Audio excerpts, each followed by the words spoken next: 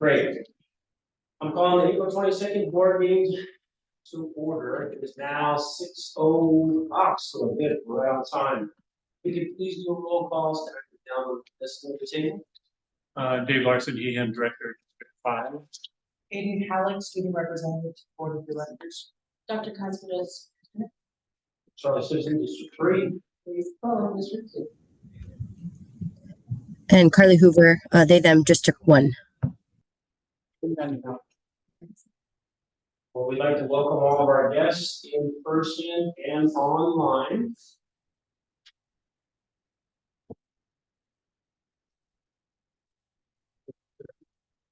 These two are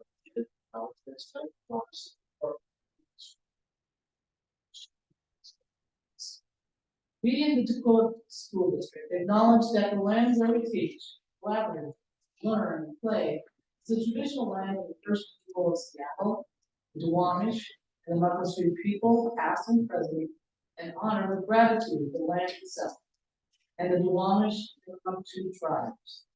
As a public school district, we have responsibility for the stewardship of this land. We strive to work alongside the Duwamish and Muckleshoot people who have been living and working here since time.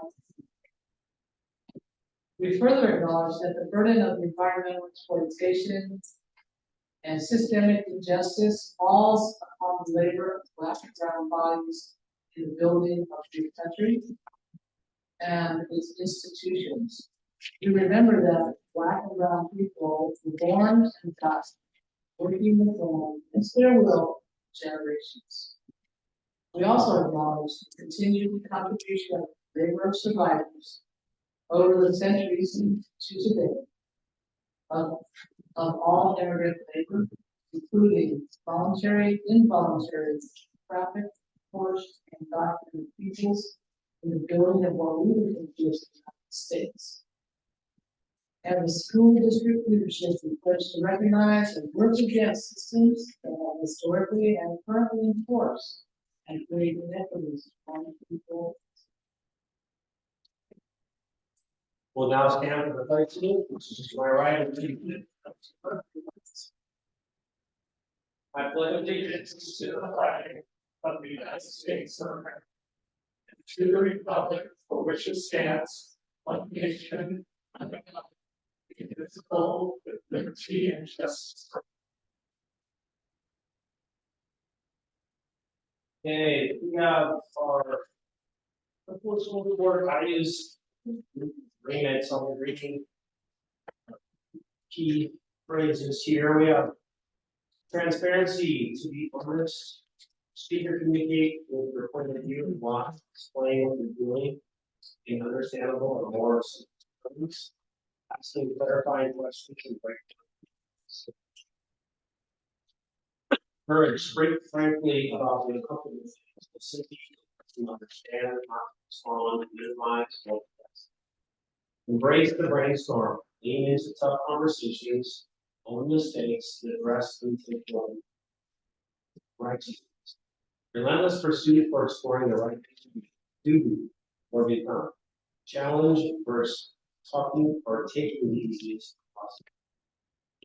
Curiosity, ask questions for understanding, suspend judgment, respect, consider humanity, find out what respect means to each other.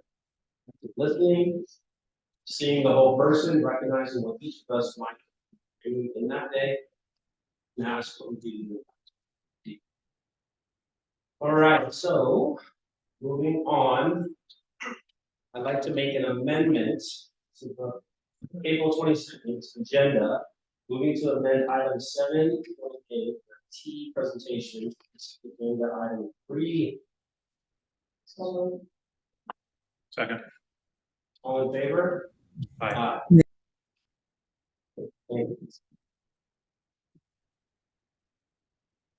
With that, Rich, can we get the approval for the agenda? you did. You get that'll work? It's amended. Okay, so now I'd like to open up to public comments. No, ATEA. Oh, say again? We need whoever's presenting, because we just moved it before public comment. Oh, we did. Yes. And very good. This is why Perfect. Is that what? Yep. Yes, we're ready. Super.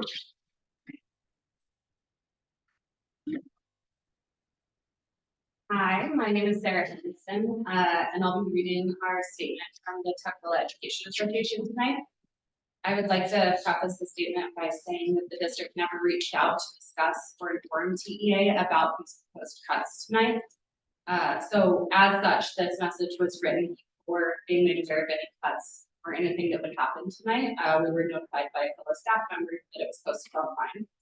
So while you may hear me say that the state funding is responsible for our financial situation, I just want to underscore that while that is still true, what I'll say in this, it is the district's responsibility to navigate it with respect, professionals, and courtesy.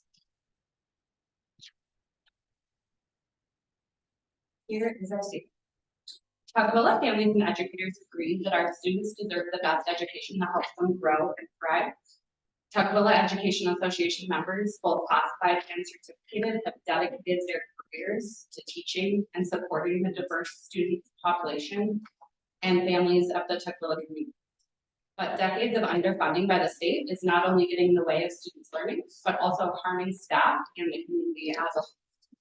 This year, our members are experiencing unprecedented class sizes and caseloads, less access to support staff and supplies, and are supporting students recovering from a pandemic and facing threats to their families at home and abroad, all with less mental health support than before. We now know that Tuckahoe is not unique, as we see that districts around the state are in the same position due to our state's regressive tax structure. But as we face another year of being expected to once again make do with less, we cannot ignore the harm that these drastic changes have had on every program cut is a support that is no longer available. Every staff member lost is a trusted adult who will no longer be here to support our students. Many qualified, dedicated staff members were pushed out of our district last year, and many more found other opportunities before the district realized that they actually needed them after, and they were no longer available. Moving forward, TEA members ask you to remember, one, to meet student needs first. We should never have to cut the teaching and services students need, but if we must, positions like administration that are far from classrooms should be cut before the teaching and support students rely on every day. Two, that these cuts hurt. What you see as numbers on a paper, our students see as people they rely on. They're trusted supporters and faces that they count on that they count on to be there for them every day. And sacrificing class sizes that are already too big for even bigger ones, which means giving each student less of our time and attention. It's devastating. The district needs to do everything possible to find creative solutions and minimize the impacts. Our call to action. We wouldn't have to be cutting needed supports for our students if the state provided adequate funding for public education. Join us in calling on lawmakers to fully fund our public education system. We are calling on board members to take the time to reflect and make sure that any potential cuts are absolutely necessary before they take actions that are harmful and irreversible. Thank you. Any questions? I think Debbie's looking too. Questions?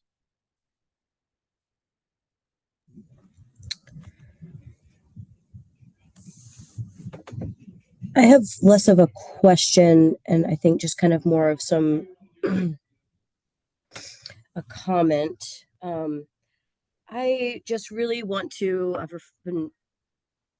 think I just want to acknowledge that the board has never, nor would we ever, just see these individuals as numbers on a page. We understand the weight and the impact. And I really hope that we can continue to navigate the changes that are inevitable as unified as we possibly can, avoiding language that creates an us versus them divide. I appreciate and am reflecting on how we can, in the future, continue to make sure that we are strengthening our communication with our labor partners. I know last year, as we were navigating some of these, the larger shifts that we had to make, there was a lot of attention and care given to the communication around that. And I expect that that continues to be reflected upon and strengthened as we continue on. This is not, of course, the only year that potential things may happen in the future related to cuts. And so again, I just want to challenge both our superintendent and our labor partners to make sure that we are really continuing to have a collaborative spirit around this work.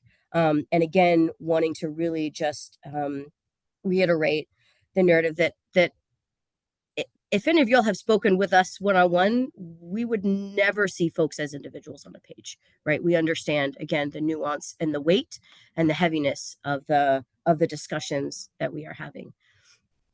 Am I allowed to respond or no? 'Cause it's a comments question. It's a presentation, it's listed as a meeting parts of TEA. Oh, yeah, it just that question and answers, so I just wasn't sure. Yeah. That was, so no. No, you can respond, Oh, I can. absolutely. I think I just want to reiterate that the statement isn't coming from me personally, obviously, I think you guys all know that's coming from our membership. I think the reason people feel that it's being seen as numbers on the page is if people thought about the names and the faces and the hard work and dedication, then they would have informed us about it. Like, we would have known that, because if you knew that people who are coming here's careers and livelihoods are impacted, you would have told us before this meeting so that they could come. Instead, we were sending out messages to people being like, hey, did you know your job is on the line? Because we didn't until today, and now they're here. So it does feel like numbers when it's put on a page and submitted for a meeting without anyone in TEA being told or collaborating. I think if it wasn't that, then we would have been collaborative. So the collaborative spirit would be awesome. I love that, but we can't collaborate on something we don't know about. And I think, yeah, I don't know what else to say about that, but it's hard to collaborate if you don't know.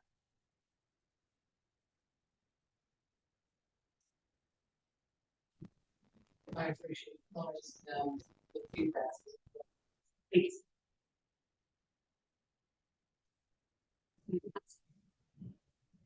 Thank you. Thank you for sharing. And again, I will just reiterate that we fully expect, as a board, that collaboration continues to strengthen and get better.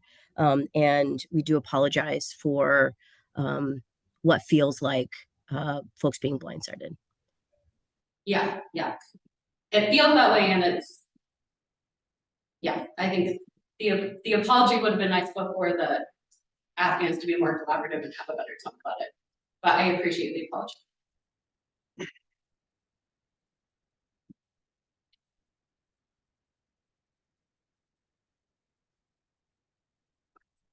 Thank you for your time. Thank you. Okay, there is nothing else.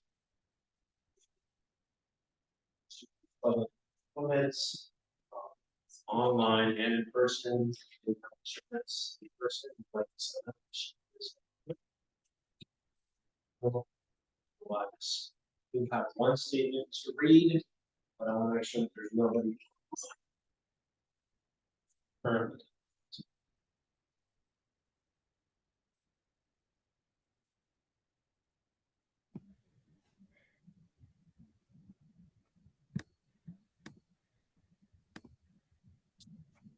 Looks like we have a few hands raised here. So do you want to read your statement first, or? No, I'll do that at the end. Okay. Yeah, let's do that once. Okay.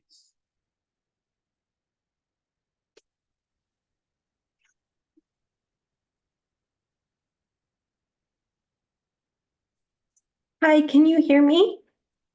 And Hi, this is Sarah Skipworth. I am the multilingual specialist at Thorndike Elementary.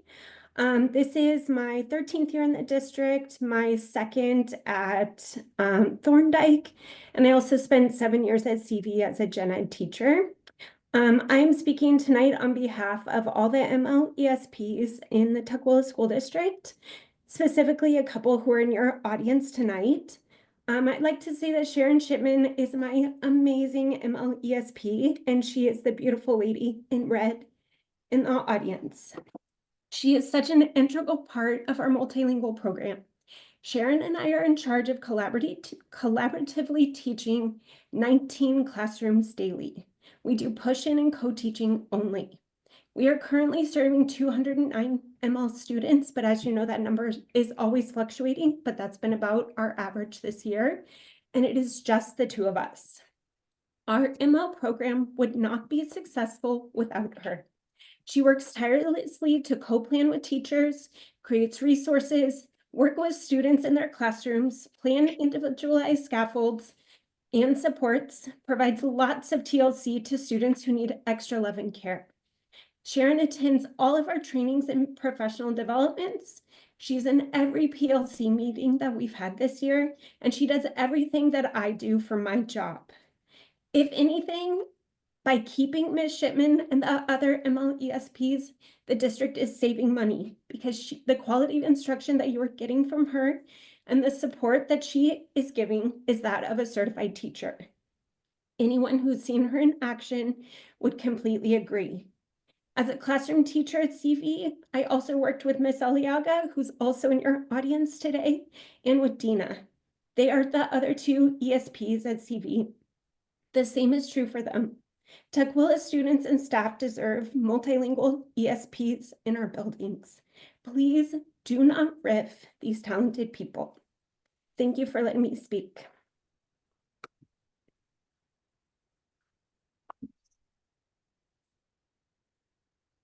One second.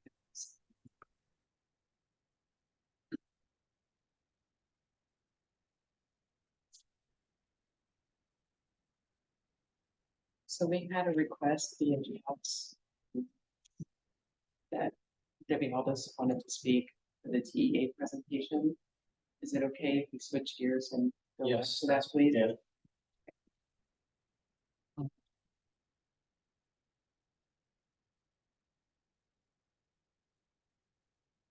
Hi, thank you.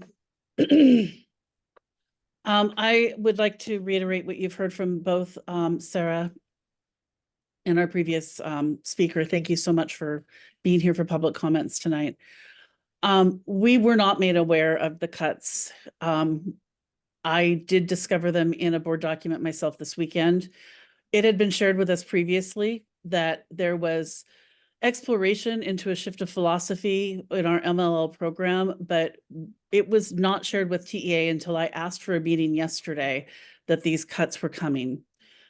That's not the way we want to work with the district. We have tried very hard to have a collaborative relationship. I think we're taking a gamble. What was shared with me yesterday is that the district is intending to post and hire certificated staff to replace our talented MLL paraeducators. We have no idea who or if people will apply for those positions. We do know who we have now.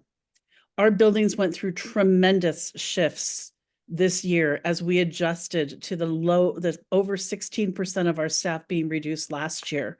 There were so many people this year in new positions, in positions they hadn't trained for. And our buildings felt that. It was chaos for the first few months. And just as we're finally getting our feet under us, we're looking at a massive shift in how half of our students are going to be served. It doesn't feel like enough forethought has gone into this. And I'm only saying that because we haven't been engaged in the conversations.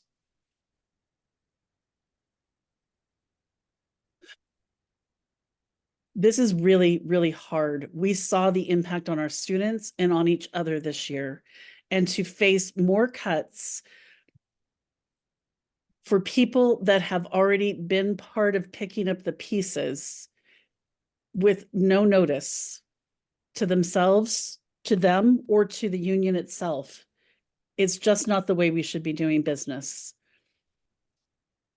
I don't know if the board has to make a decision tonight, but I would ask you to really take a step back from making a decision and passing these cuts this evening so that more time can be had to have conversations, to explore if there's other options. And if we're actually going to shift philosophy, we need to have plans for what that looks like, training for what that looks like. It was shared with me yesterday that the intention would be to have these 5 new certificated teachers who would be replacing these 7 paraeducators work collaboratively. When we are working collaboratively, or collab teaching is what was referenced, it does not reduce class sizes at all. You have certificated people who are working in another certificated person's classroom. At Showalter this year, we operated our first semester with special education collab classes in our math department with 39 and 41 students in them. That was 2 teachers and close to 40 students for 2 periods in the morning, as well as paraeducators in rooms that were built just a few years ago to house no more than 24 students. That's what we've stacked our classrooms to look like now. And pulling these incredibly talented people out of working in our buildings to gamble that we might possibly get people is just not the right move to be making at this time. And I have much more that I could say, but I'm really trying to focus on these MLL positions this evening. Thank you for your time.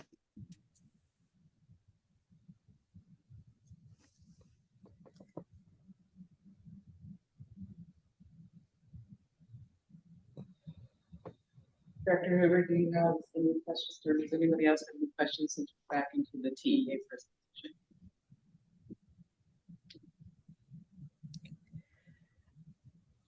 Just want to thank you again, and I would at some point, and I anticipate there's space for that in a bit, but hope that Dr. Pedrosa could perhaps speak a little bit to kind of the rationale and the thought process. I know again the intention was to be as communicative about what and why, and so I'm hopeful that she can speak to that, and I know that you plan to in a bit. Yeah, and then I think just again to acknowledge that this is hard, and there we cannot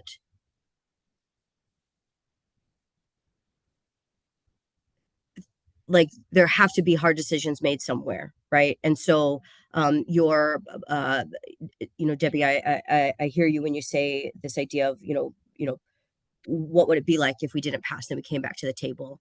I'm going to sit on that. I hear that, and it doesn't change the fact that we are still in binding conditions. We do still have several $1 million that we have to figure out how we can maintain. Also knowing that there are potential federal impacts that we have no idea what those could look like, and how those could continue to further impact our system. I also hear that we're not the only district, right? So again, this is really complicated and nuanced, and I know that we all know that. But thank you for sharing. I'll just speak to the ML piece. I have a statement around the budget pieces, but I'll do that to my superintendent comments. So we adopted UDL as our district framework. That means that we are working towards a model where our students are getting educated to the best of the ability we can in general education.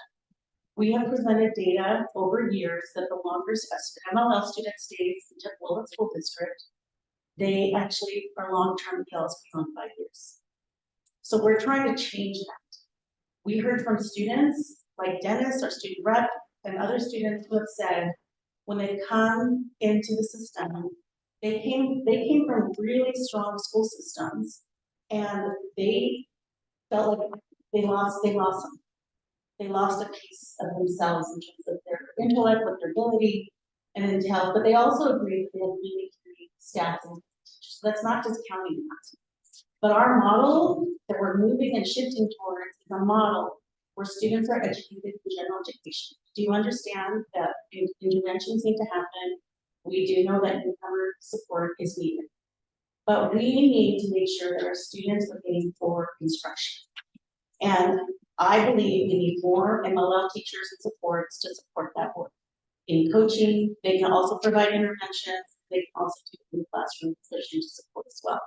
We do need paraeducators, so we need ESPs, we do recognize as well. But that's the shift we have to make if we want to really ensure that our students have. We talk about Tukwila Promise, we talk about college and career, we talk about all these things.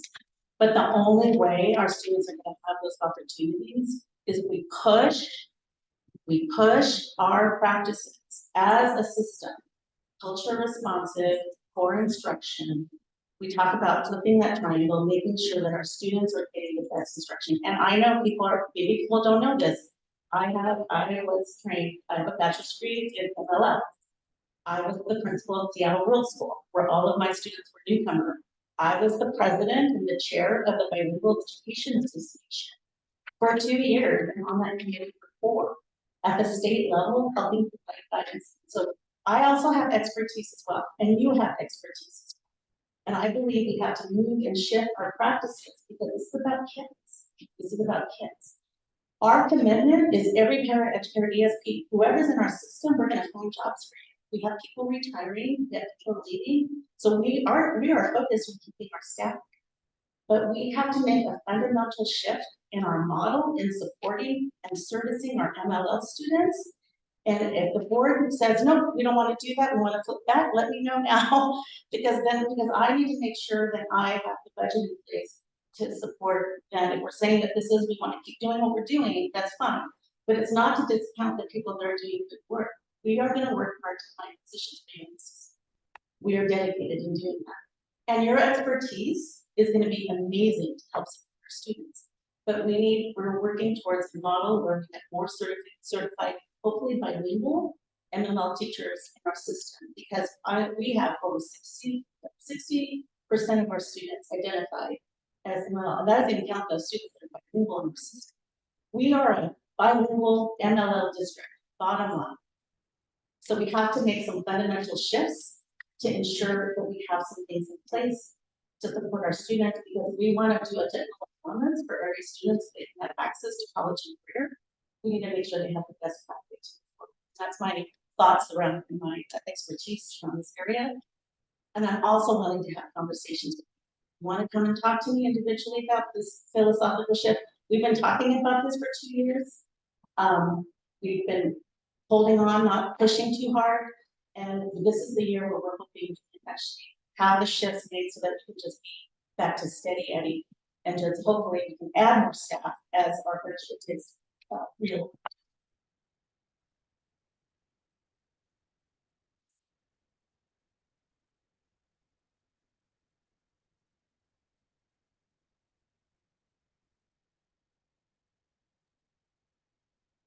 Am I able to ask a follow-up question?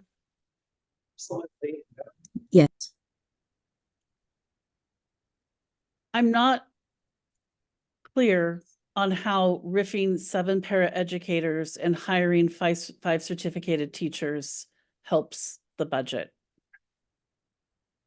And I'm wondering if that can be explained.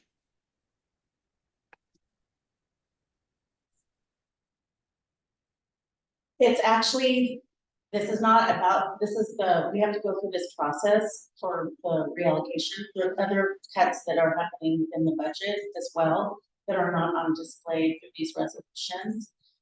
It is a shift we're making in terms of philosophical support, but it's also, we're trying to use the maximum amount of our TDIP supports, professional development, making sure that our model is intact moving forward. So that the MLL change is not necessarily about the budget, it's about our system and our approach to how we're servicing MLL students.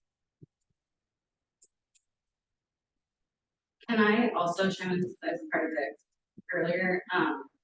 I don't think we're trying to argue your knowledge of philosophy or your knowledge of ML construction at all. And I think the point we're trying to make is budget wise, is it effective, like Debbie said, and also you can have philosophy while also having communication and collaboration and planning. And philosophy involves forethought and philosophy and planning, and the people who are implementing all of that practice that you want us to improve, if they aren't in that conversation, I don't know how we can push our practice or inform our education or do better practice if we aren't a part of that. And I also don't know how Tukwila can keep a promise if we lose things every year. And then we're expected to do better every year, but then we're not asked how to do that or for you or to do that. So I think that the goals here are unrealistic if we're not involved. And I think budget wise, is that realistic as well? Is that, does that have the intention or the outcome that you desire? Is that gonna come from that? I'm not sure. So I, you know, I'll just call up and say, director. We've been sitting a lot and briefing and discussing what the budget process. I would say last year, because there was so many texts and so many things that were on top of this, but I think we've been communicating programmatic shifts for a while, but I'm not gonna deny that there was these. Yeah, I think that's also part of that numbers conversation. It's like, I keep hearing, we were better at it last year. And to me, that sounds like we were better at it last year because the numbers were bigger. But I would say we're better at communication, but I will acknowledge that the impact is the same, right? Whether you're letting go 60 people versus 10 to 15 people or one person, the impact on people is the same. So what I'm saying to you in terms of my reflection is that we needed to have the same approach. And I would say even last year, even President Aldis and I have had conversations on how we could do it better. And even last year, right? And so I would say lessons learned. You talked about ways to improve this process. I hope next year I'm adding people next year is the goal. But I hope that we're stable and that we're just like this is over. I'm hoping we're out of binding conditions. All of these things I'm hoping for. But I will acknowledge that there was some missteps and we're reflecting on that and we're trying to make sure that, because we have our timelines listed, right, which is we have to follow our timelines. But there might be some things we have to do ahead of that to make sure that we're having different conversations. So we're working on improving our timelines with our collaboration. We have labor meetings once a month. So that's a place that we're either thinking to do this or get another meeting or just specifically on this topic. Because we talk about a lot of things and there's what's been said, there's what's captured, there's what's written, there's our understanding, your understanding, their understanding. So we are trying to figure out how do we do that because we assumed there was an understanding and there wasn't. And so if we're really an equity focused district, when we talk about intent versus impact, we're hearing we had intention, we fell short of impact. So that's what I hear, so we want to correct that. And I acknowledge that. I do. I guess the one thing I'm kind of hearing and listening to this is my understanding, collaboration time is not over. Yeah, no, I mean, it's not. Yeah. You know, it's not like we stopped, we don't do, I mean, there's a whole lot of time left to be able to do collaboration. And I will say this is actually what's on the resolution is worst case scenario. It's worst case scenario. There's no names attached. I know people can assume there's no name attached, but it's worst case scenario because, and that's what I'll just read my statement from my thing, what else shares, is that we have to continue to, I'll just read this part about the budget. We have to continue to navigate the financial reality that we are still short $2.5 to $3 million. We've stated that over and over again in the board meetings and in conversations. $2.5 to $3 million, if you think about in terms of staffing, that alone, if you just count staffing, that's like 15 people, approximately, or 15 to 18 people, which is horrific. I agree, all of that is horrific. And then as a district in binding conditions, we have to adhere to the allocations. We just literally, Amy and I had a meeting on Monday with OSPI and the Puget Sound UC reviewing our budget. Like they are meeting with us quarterly, are you on track, are you not on track, on and on and on. And so we have to be accountable, right? And so we're under a 2-year plan. The first year, they told us we needed to get as close to zero as we could, meaning we were negative so many millions of dollars. And we are now at 0. But we can't accelerate that because they're also telling us we need to cut 2.5 to 3 million more to get at the state, which is the state law that says we have to have fund balance that's above that. I think we talked about 6%. And they're not even asking us to get it 6%. They said 4%. Ooh, that's 2.5 million. I just want to share that. So these decisions are not light. These are hard decisions, right? And there's shifts, and there has to be shifts in staffing, and this is really hard. And we have to take a conservative approach because we are losing staff. We have families, I'll just bluntly say it, who are getting their deportation letters right now. You all know that, especially MLL families. So we have families that are getting their letters. They're in the process of moving out of Tukwila. So that means enrollment's gonna drop. So we have to plan for that. So even with that, we have to adjust for enrollment drop. And we don't know, the legislative, we've been looking at the books, we just got the latest update. The latest update is we've got nothing in transportation. Whatever's happening in special ed, we're not gonna benefit because we're under the 50% cap. And thought, if we get anything for materials, supplies, and operating costs, it's only gonna cover what we received a notice from the utilities and our insurance that says they're going up. So we're not getting anything to help us with staffing. Maybe if the governor or some last minute wheeling and dealing, or maybe you were like a miracle worker and called somebody, high cap poverty, if we can get some money from high cap poverty, or if we can get some money other places, then maybe Tukwila can actually save some of these positions. But right now, we have to plan, because that's not even gonna wrap up for another week or two, and if they go into an executive session, we might not know until May.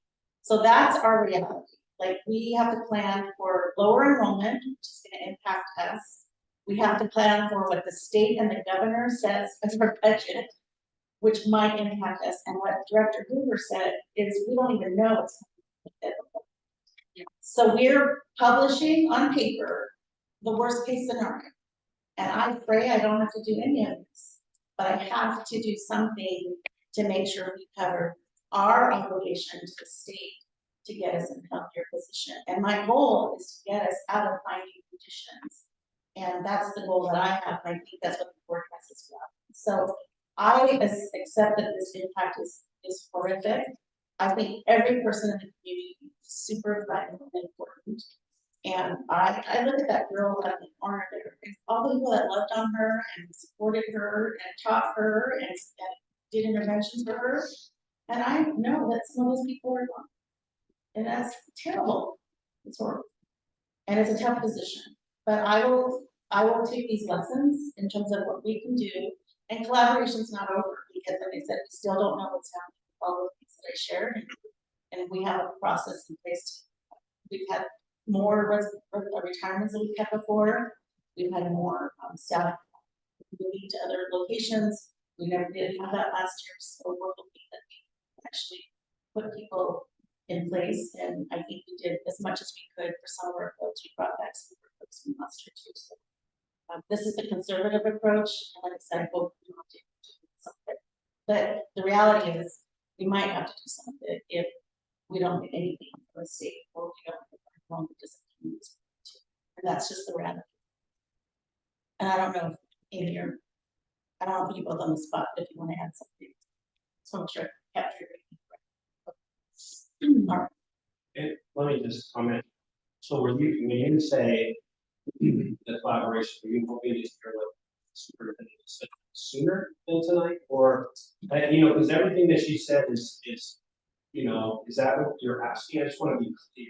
No, we didn't know what, so there was a list of exactly what positions were being cut and what teams would be cut. So it was 5 non-renewals or certificated teachers. It was 7 MLL, ESP, FTE, 1.32 preschool, and 1.00 of exactly whose job those are, right? Because we're talking people. And we can't talk to our people about that if we don't know that people are being cut. So we didn't know the basis of any of those jobs. So we're on the same page about the financial situation and also Washington State's underfunding of public ed. That's why it's written in our comment that we wrote before this happened. What we're saying is that we didn't know about any of the people's jobs that were being cut, and everything we've heard so far has been like, we're hoping to do better, worst case scenario. And then this was added to the board docs and our members found it and texted us. Did anyone know about this? That's the information that would be nice. The piece related to individual people whose careers. So that's what we did know. So we knew all the stuff. We're on the same page, and we're not. And that's right. And if I can add to that, as we're hearing the details, we had, like I said, an emergency meeting yesterday, and we're getting more clarity from what Concy just stated now. These 7 MLL positions are not part of the, we hope we don't have to, but we're putting them on paper in case we might need to. These 7 MLL positions are being ripped from what we're being told now. And it has nothing to do with binding conditions. I didn't hear that. I'm just from without. I can repeat what she said. She's saying that while we understand the budget situation, finding positions, she's saying the 7 positions that we're really honing in on tonight for the MLL, that has nothing to do with the budget. And we were just made aware that that's a philosophical shift that we are making by choice. So when we're spending a lot of the board meeting time tonight talking about the budget is hard, the federal government is hard, our funding is hard, we know that we're on the same page. That's, you say that's our reality. We are too, and we agree. We all know that this is a philosophical shift that no one was made aware of involving people's lives. And so we've been talking about that for a while, but I agree. Got it. Yeah, you guys. I guess the other thing, just to see if I understand this right, also the things that are on the agenda on different items for tonight, those are positions, they're not necessarily people. Because and that's where the collaboration come in.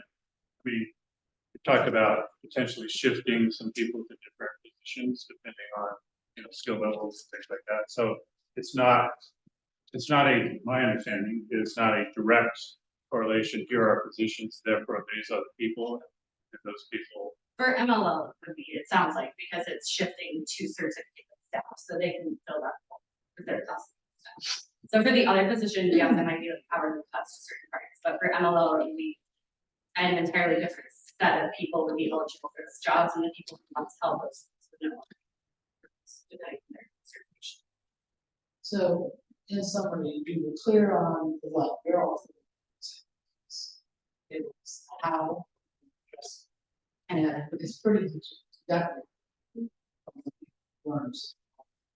Well, now, but the philosophical shift of having the MLL teachers was not. We knew that there might be cuts, because we all know the budget situation. Philosophical changes that don't have to do with cuts. It's not something.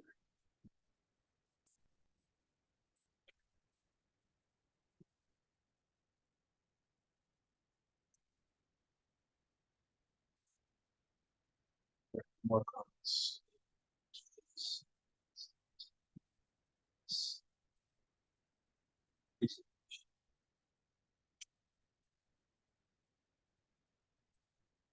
Okay. I'm a teacher at Catholic, and our goal is we have over 307 students, and our staff of 2 ESPs and 2 certified teachers. We're overwhelmed with the number of students we're supporting, and we just got 2 more new students coming in tomorrow. So we're talking about enrollment going down, our enrollment continuously going up. Yeah, so I'm not sure how you're taking our ESP, the work still has to be done. So we are Catholic View enrollment is increasing, and our MLL students enrollment is continuing. So cutting staff doesn't make any sense. The classrooms are big, crammed, getting, going in, supporting our students. We need our ESP. They provide extra support that they're not able to get within the classroom teacher. The teachers are overwhelmed. Okay, that we have half of the classroom doesn't speak English, right? And so they're trying to differentiate kids that are fifth grade at kindergarten level and kids who are at sixth grade level and try to manage teaching fifth grade for curriculum, kindergarten level, fifth grade or sixth grade level. It takes so much time and effort. Having the ESPs come in and support, that's what they need. This is an injustice. for students.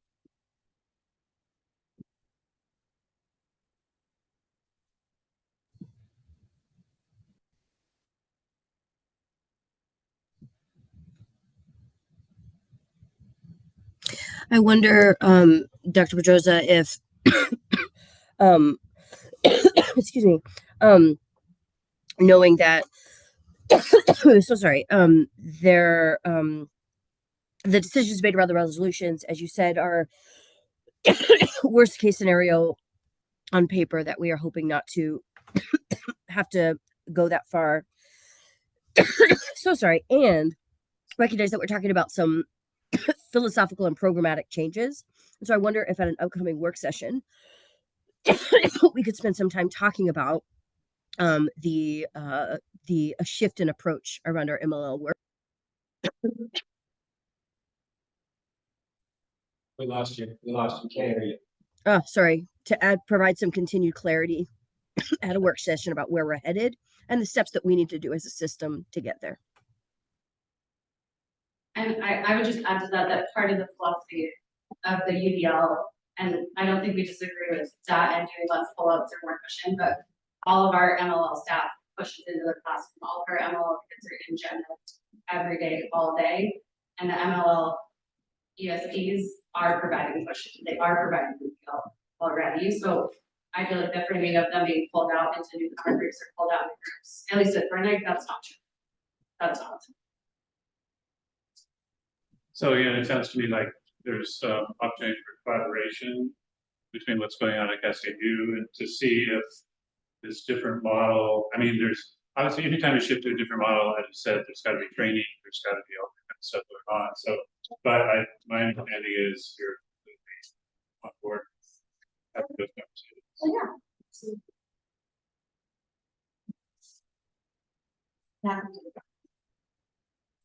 And I will say that too, all the schools, in terms of the model, it's been slow and not all, and some it's been faster, others it's been slower. We do have to get all the schools into the model, into the complete push-in model, but we're not there yet. We go to all the schools, you know. Sure. I do. So I am a general parent, SPU. It's the Johnson. I wanted to comment on when we do the testing. It takes all four of us. We do the screener at the beginning of the school year for all the kindergartners. We usually have about 16 or more to screen kindergarten. It takes all of us to do that on top of the new also. It's really that's time consuming. And then when it's needed, basically I am the one with the double para that do the lead us screen for the coming out screen for the test for the kindergartners. And that takes about 45 minutes to an hour per student, which, well, they're testing the grading. It takes a lot of time, and it takes us about 3 to 4 weeks to just do that part of the testing for all of our students at CASU. So if we are ripped, I'm not sure how to Ms. Ms. Johnson would be able, or be able to test all the kindergartners on one, plus first grade through fifth grade within a certain time period. So I'm just saying, please rethink what you're thinking about doing, because it affects it's not only affecting classes and teachers and parents, but it's gonna affect the other teachers. Who's gonna be watching their class if they have to administer the one-on-one to each student right here. So I'm just saying, 5 UT certificated teachers, are they gonna be covering 5 schools in our district? Would that be one extra certificated teacher per school? That's only 3 teachers probably going to manage the testing plus support teaching 307 or more students just as without us not being able to have support. And I've been in the district 27 years, and I take the job very serious, and I love working with students, and they depend on us, just like we depend on our administrators to support us, to give the service that we can to our students. So please read the policy.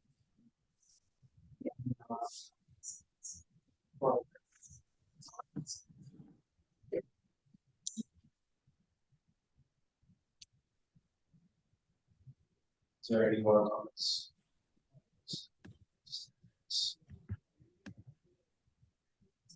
My name is Sharon Chipman. I work with Sarah Skipworth, and it's just her and I.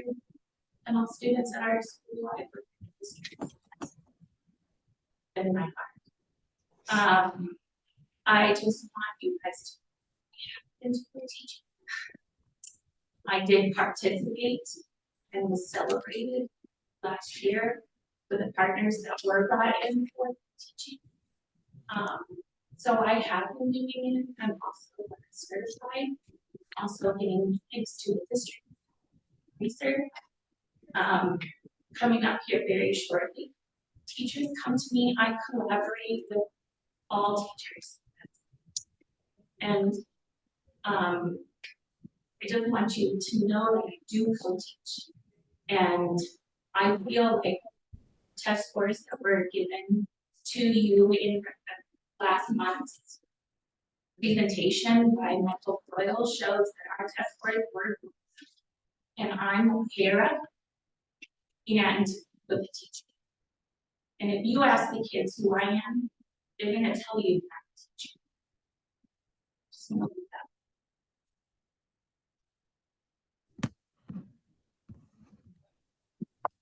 If I may, again, I think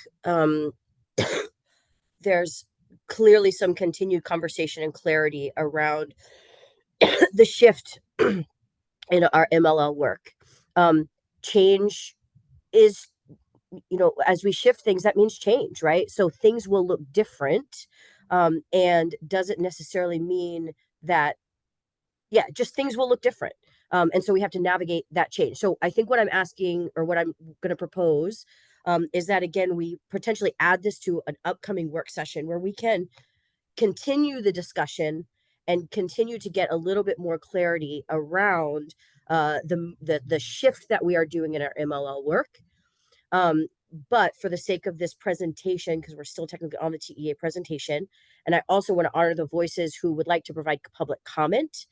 So I'm wondering if we could, if there's nothing else specifically from the board, questions or comments around the TEA presentation, if we could shift back to our public comment, of course, leaving space for individuals who would still like to offer thoughts or words or questions. Want me to comment? In some of the conversations I've had with the, student superintendent advisory board, when these cuts happen, students, when these cuts, happen and the teachers see it, like I remember the look in my, drama teacher's eyes as she cried as she told us that she was going to lose her job. Students feel the stress that teachers go through when cuts like this happen. And it cannot help if there is no communication made to the teachers. That stress and anxiety from, having your job on the line, mixed with now sudden surprises by looking at a board agenda to figure out, I'm probably going to lose my job. you know, that's going to reflect in their ability to do their job and ability to do their work, and ability to serve the students that they have. And it's just, you know, every action that this board makes has consequences on the students. And, you know, looking at these resolutions, you know, it's, you know, over the weekend I was looking them over and I was just talking with, you know, a lot of different students, you know, some teachers. It's just the amount of the lack of communication, and also the, you know, amount of fear is very palpable, you know. And I think if we, you know, are to continue forward in this path, you know, like as, you know, spoken before me, communication has to be put forward before any decisions are made. That's all.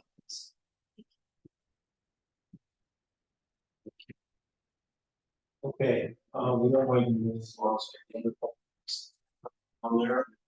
I'm gonna try to keep this to it.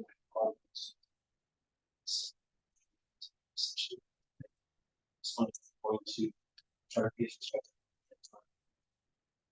make sure chance to speak. So I want to make sure that, is there anyone else here that needs to online, any other public comment? Say thoughts.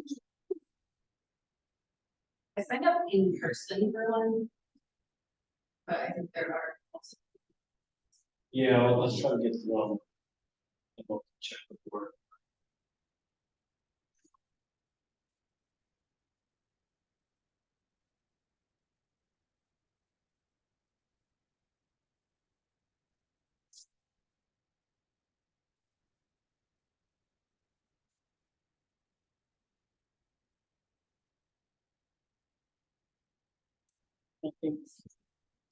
Okay, that'd be great. And for our in-person, if you are here in person, sign up on. Hi, see you again. I signed up for a public comment because my previous role was union hat on, coming at it from that angle and also reading a pre-written statement. As a public comment, I just want to say that the philosophical change towards getting 5 certificated teachers needs to come with the communication like we've already talked about, but also thinking about, do we actually have a pool of 5 highly qualified certificated teachers that are applying to our district? I'm not sure, because we've had positions open all year that we can't fill with highly qualified. We have teachers leave every year. We're 2 years in a row, we've had 4th grade teachers quit a few years ago, and no one ever picked it up all year. And they had a substitute all of them. So if we're considering getting rid of people and hoping to replace them with certificated staff, I don't know who's gonna step in and fill that role. And honestly, we don't have a great name in Tukwila for people to want to come to. This is not a desirable district to work in for a lot of reasons. And so I just want to kind of give a picture to you guys of what it's like to work in the district. And also just say that while we understand that planning can be very difficult and making hard decisions here is difficult, as teachers make them every day. We make hard decisions with our kids every day, with families every day, with staff members every day, with our admin every day. And we do it, I do it in 6 subjects with 2 45-minute plans. So I get 15 minutes a day for every subject to make those hard decisions. So we're urging you to consider that we are also making hard decisions every day that's impacted by those decisions. And just to give you a picture of what it's like working in the district, to think about our staff retention and to think, would people apply to work here? I've been here 8 years. I've had 4 superintendents. I've had at least 3 teaching and learning directors. I've had 5 principals. I've had 1 vice principal. I've had interim superintendents, interim vice principals. I've had at least 3 different teaching learning directors. I think I've already said that. I've been paid wrong for a bachelor's degree for almost a year, and then they back paid me, and then they said, oops, we paid you too much, now you owe us money. I've had more duty added because we've lost ESPs, so I went from having no duties to doing lunch duty, to doing recess duty, to doing after school duty. We have an old literacy curriculum that other districts are banning. and not teaching at all because it's not based on the science of reading. And we're being asked to provide better reading data with things that aren't research-based or scientifically proven, and then we're being put on improvement plans and being a school and needing a school of improvement with outdated things. We have no science curriculum. We have no social studies curriculum. We also used to have, I'll just go through some of the people we've also already lost besides last year and this year, just to kind of give a historical feeling of what the rest of us are feeling, even though it was a big cut last year and this year. In the 8 years I've been here, I've lost my vice principal, my behavior specialist, a full-time librarian, a full-time art teacher, the reading coach, the math coach, the reading interventionist, the math interventionist, the early career teacher person. I buy my own paper, I buy my own supplies, and on the first day of school, I had to knock on different doors to ask for toilet paper, because there was no toilet paper. We've gotten messages saying we're using too many paper towels, we're going through toilet paper, use rags instead. We went from having 4 color copy printers to 1. We went from having a district copy center to no district copy center. We went from a curriculum that had books to a curriculum with no books, but now you still have to use it, but also no more paper because there's no budget. So now we have to print the curriculum on our paper. We are in binding conditions. We're a school of improvement. And I'm just asking you to consider that when we're looking at our assessment data and when we're talking to students and we're hearing them say they've lost something coming to our district, yeah. That's a whole list of things that they've lost. Teachers have lost that, students have lost that. So I bet students feel like they're coming to a worse place to get educated because they've lost all of that. So yes, they are probably losing something just as the teachers are. And I'm just asking you to think, would people apply to work here and fill 5 positions? Or would they stay to work those 5 positions? And also looking at data and when we're looking at assessment and board meetings or in any other sort of meetings to consider that our data is not a standalone issue. And all of these things that I've just listed, that's a part of it. Like our student rep said, everything that teachers are feeling, that goes straight on to the students. They feel that, they know. So that's just a quick snapshot historical of what it's like. And I've only been here 8 years and there's people who've been here 30. So the emotions and the anger, that's. Thank you.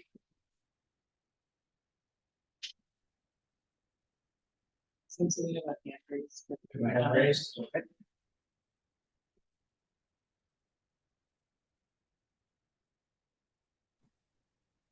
Go ahead, Carrie.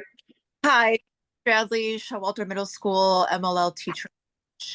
I have one question. The audio is pretty off and on for me, and I'm wondering, just for clarification's sake, those 5, I know we've talked about this, but those 5 MLL or 7, sorry, MLL para positions, those are cut, and that has nothing to do with budget. Is that correct?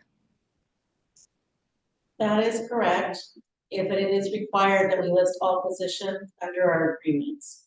Okay, thank you for that clarification. So moving forward, I know that Carly suggested that there be another session to speak specifically to the MLL philosophical change. And I'd like to echo that and add to it. If we're going to be making a philosophical change for our MLLs, I would like to know what stakeholders have been involved in those conversations.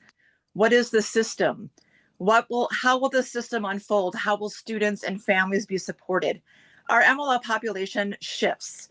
Sometimes we have a lot of newcomers, sometimes we have fewer. And so for us to make a shift is absolutely, and it is absolutely imperative that we have those conversations with every stakeholder at the table. Our family liaisons are so important to this conversation. They have such a pulse on our families. We have a pulse on what's going on in the classroom. At Showalter, we've implemented co-teaching. I'm doing some co-teaching right now, and we have ways to improve that. We have ways that's working really well. Those conversations need to happen in order for a philosophical shift to take place that's equitable and that moves us forward in a direction that serves students the best. Thank you.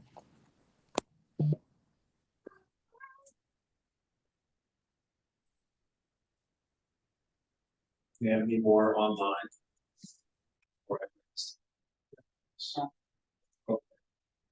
Okay, so for the public comment that was in from Jose to I know I only write to you when there's a problem, but always to you get now.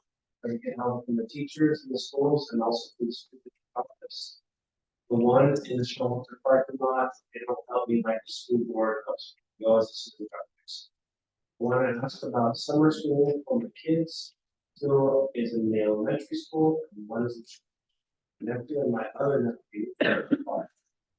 For my kids go to summer school and it helps them to learn, now there's no information. Last year, we get a lot of information about academics, a lot.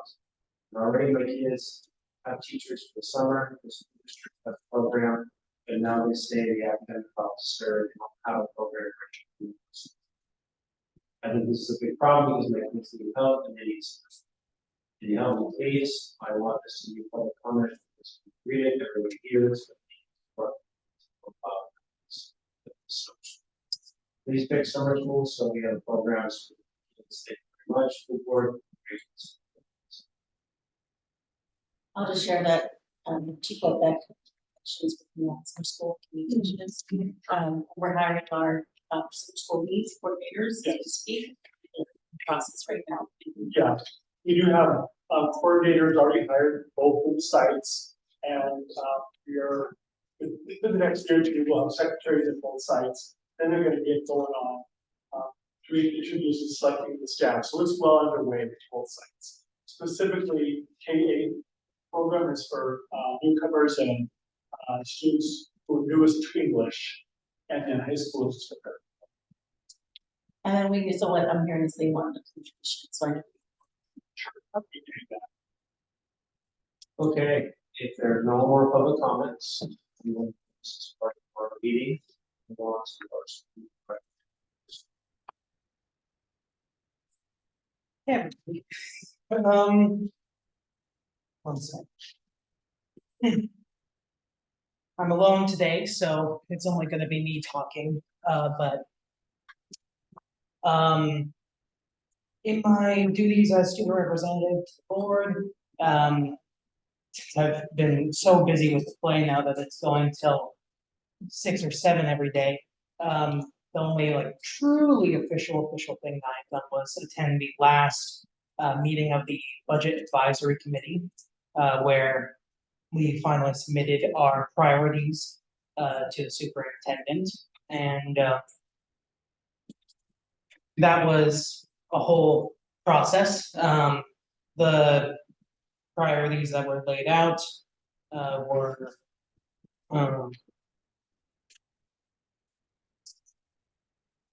somewhere, but we'll see at some point.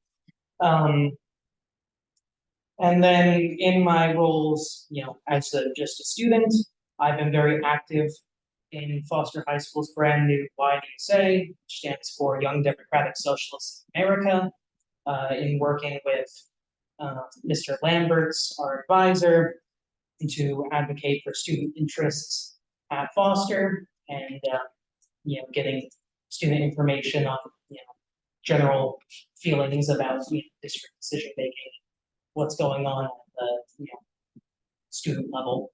I've also been the play coming along. It was coming along very well for drama club. We finally put together our entire set, and it's it's so good. It's so good. And I highly recommend everyone come to it May 11th. And I have no further things to report. move on to the superintendent report. Yeah. So, Yeah, it's not, there's a few announcements, I'll go into the announcements. Just really quickly, just to add on to, what I said previously, just a couple announcements. Congratulations to our new Showalter principal, Suzanne Ritter.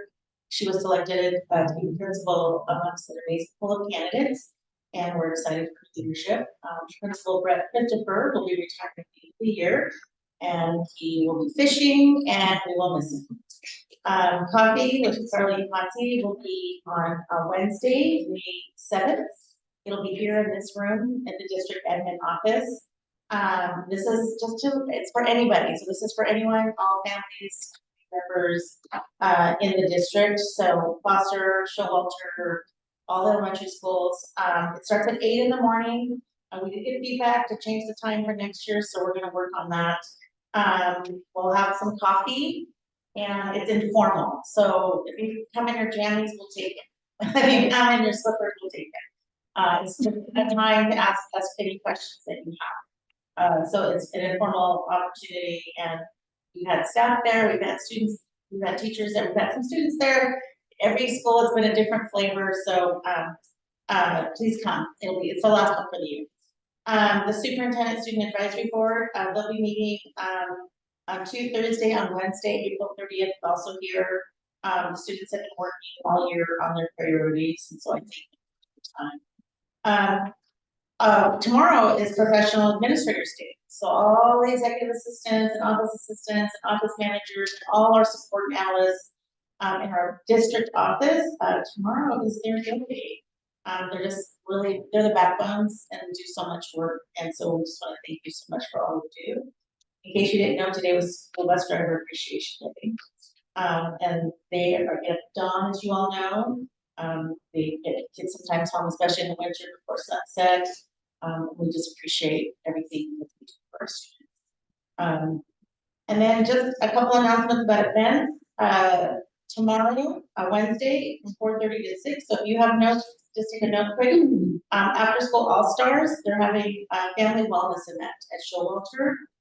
Families are invited to join an afternoon filled with carnival fun, prizes, food, and free resources designed to support and celebrate the community. Foster Spring Family Conferences will also be held tomorrow. Tomorrow's a good day from 4 to 7. Doors will open at 3:30, and there'll be a light dinner provided. After conferences, head up to the library for the first Tukwila Promise information session at 6 p.m. to learn about eligibility for funding and how to apply. Cascade View is hosting a spring craft and market and book fair. It's going to be Saturday, May 3rd from 12 to 4. It'll be in the gym and cafeteria. It's still at homemade crafts, community fun, and scholastic book fair. This event is free to enter and open to all. So, and if you're interested in being a vendor, give them a call. They'd love to have you. I was a part of my announcement, your drama. Join us at Foster High School Drama Club production of The Addams Family. Da da da da. It'll be on May 9th. May 9th and 10th at 7 p.m. and May 11th at 2:30 in the Performing Arts Centers. Tickets are $5 and $10 for adults. $5 for students, $10 for adults. Don't miss the fun. Sounds good. Sounds cool. Also, staff appreciation celebration will be made with tea on Thursday, 5 to 8 p.m. at the Foster High School Commons. This year's theme is nurturing ourselves and each other for food awards. And we have awards, we have prizes and recognition of our staff that are retiring. And that's all I have. Move on to board diversity for professionals. Here, so we'll make it list. Right in the row. Yes. Very important. Why are we gonna do items must be the thing? One was and book fair, Cascade View, so something already covered that. You want to know about that? Because BPO was almost a number of students, parents went down at the city council meeting last night. To receive awards from colleges, in the city proposed contract with colleges. They have this great environmental. I was blown away by how professional some of these art pieces look and how innovative they were from every level, elementary school levels, up, as well as junior high. So much to be proud of, really exciting. Parents and all of this. That's my report. Nothing to report. Is anybody online? No. Members? No. No. I mean, he's on Monday.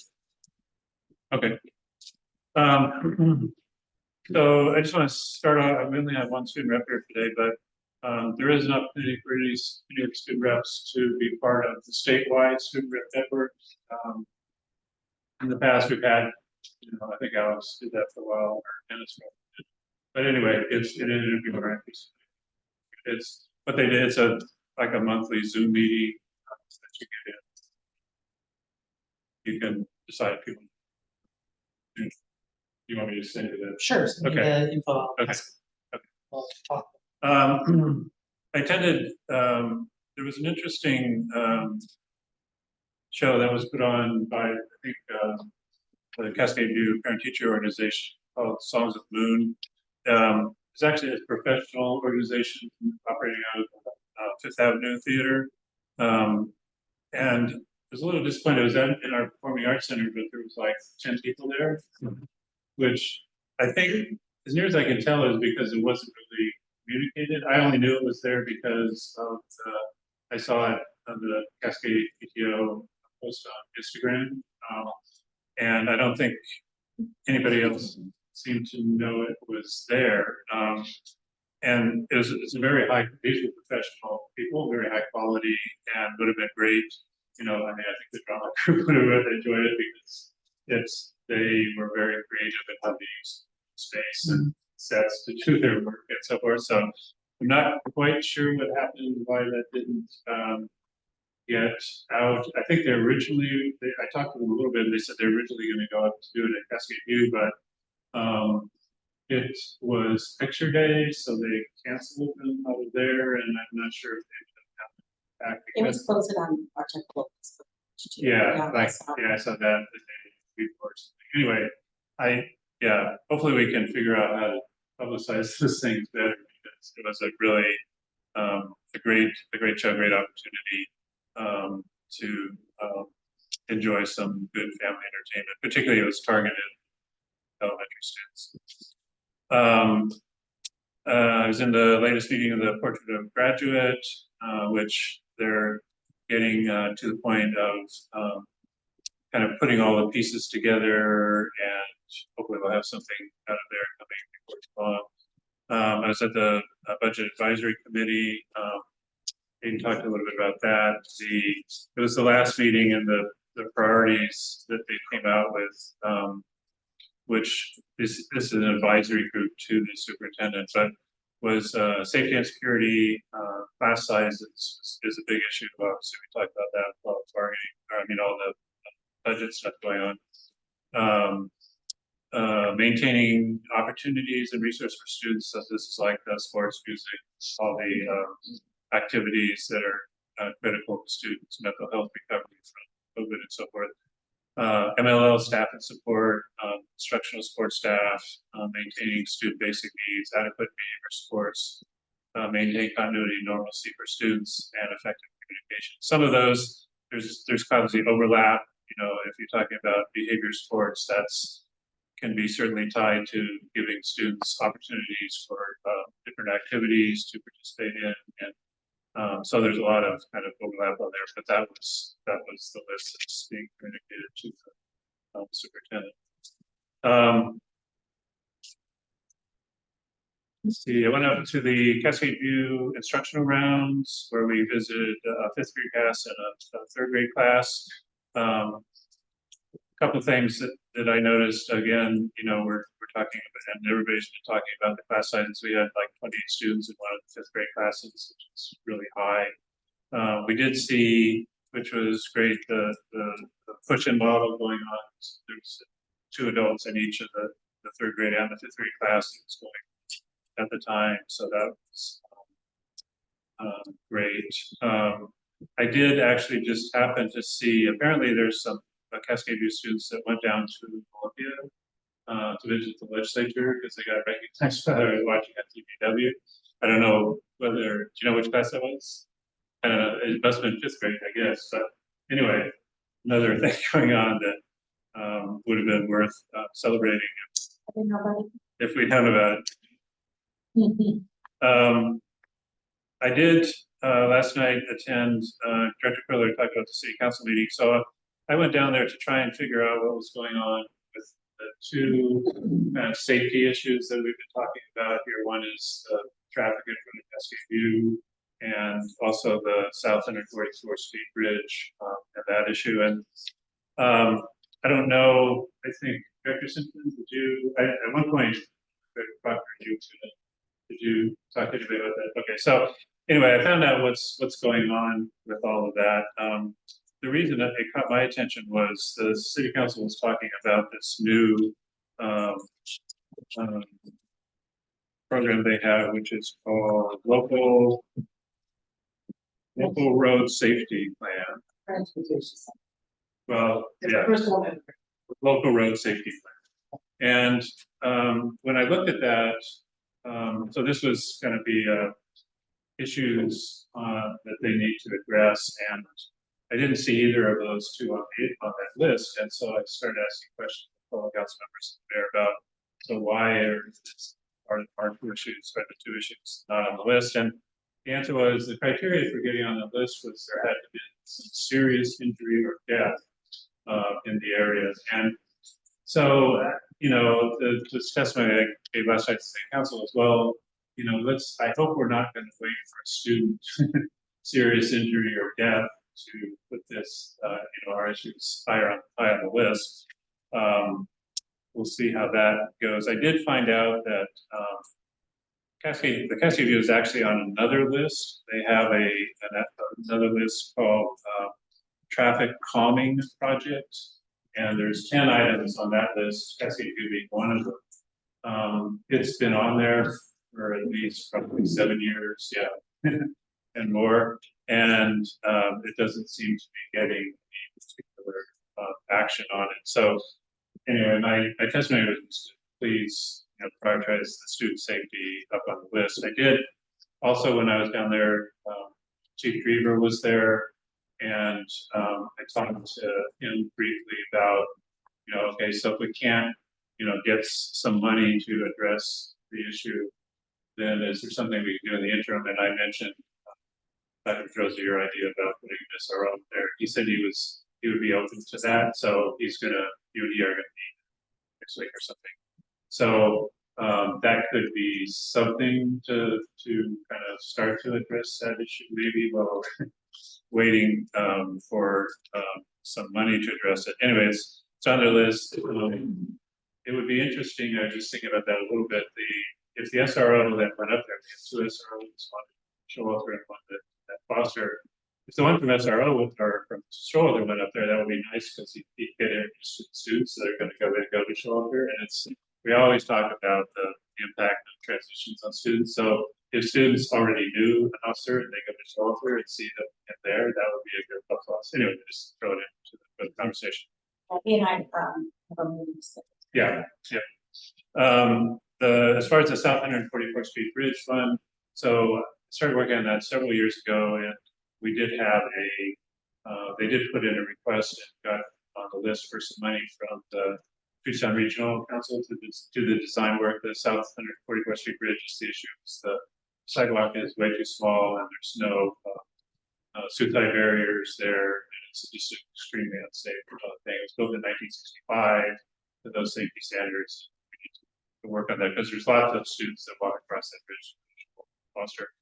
So it's on that list. I learned that list is federal dollars, and so all federal dollars are suspect at this point. Particularly federal dollars coming to the blue state that were on their retribution list. So the suggestion, they were on the list to get the money at the end of this year, at the beginning of next year, which would be great to start the design work. But I suggested that they might want to pursue something that we tried to pursue originally, that is get money from state capital projects in the interim, because the federal dollars may look kind of iffy at this point. So anyway, that's where all that is, and I just say we probably need to just keep on, keep pushing it, so that hopefully maybe it'll get to the top of the list at some time. So that's the director's report. So we'll just go right into the legislative report. Oh, yeah. We have 5 minutes until 7:30 now.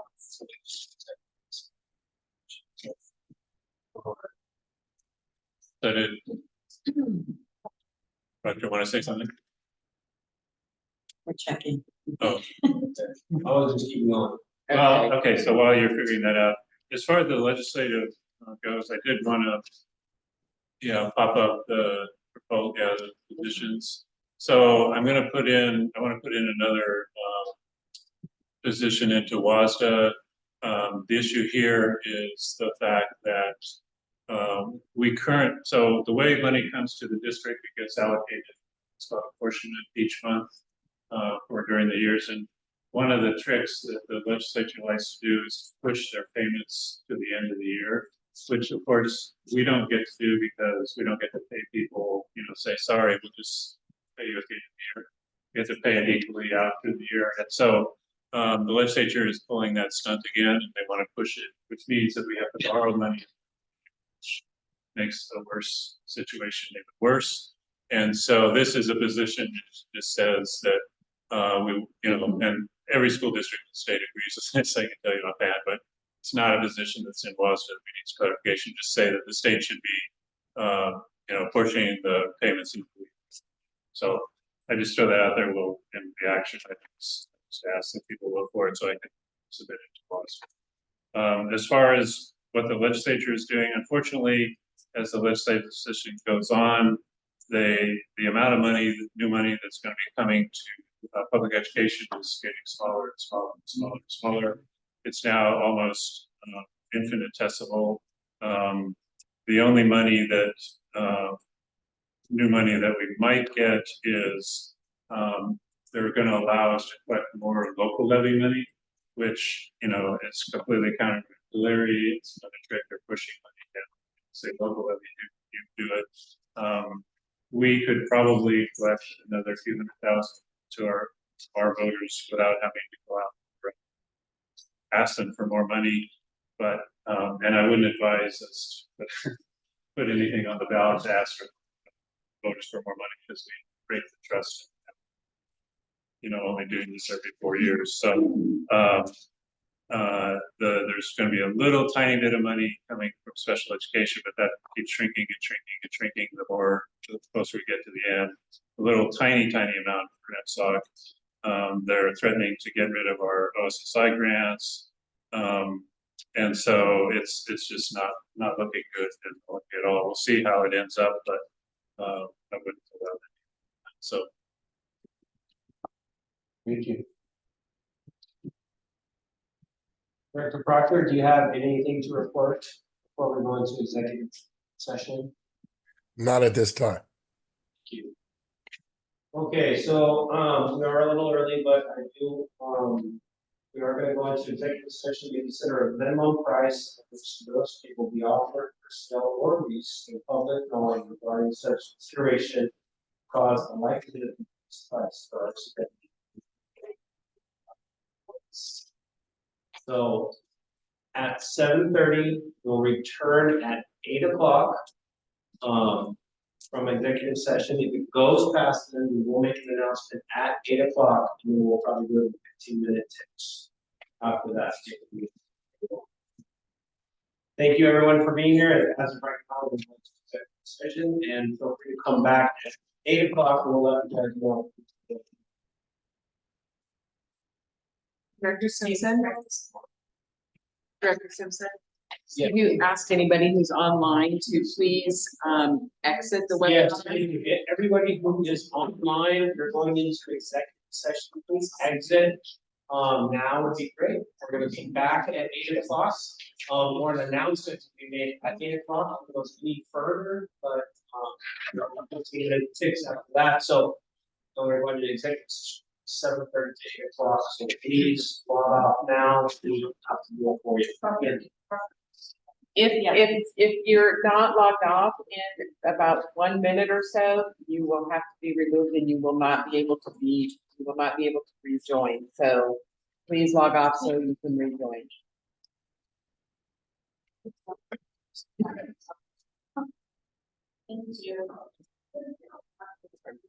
Amy's muted.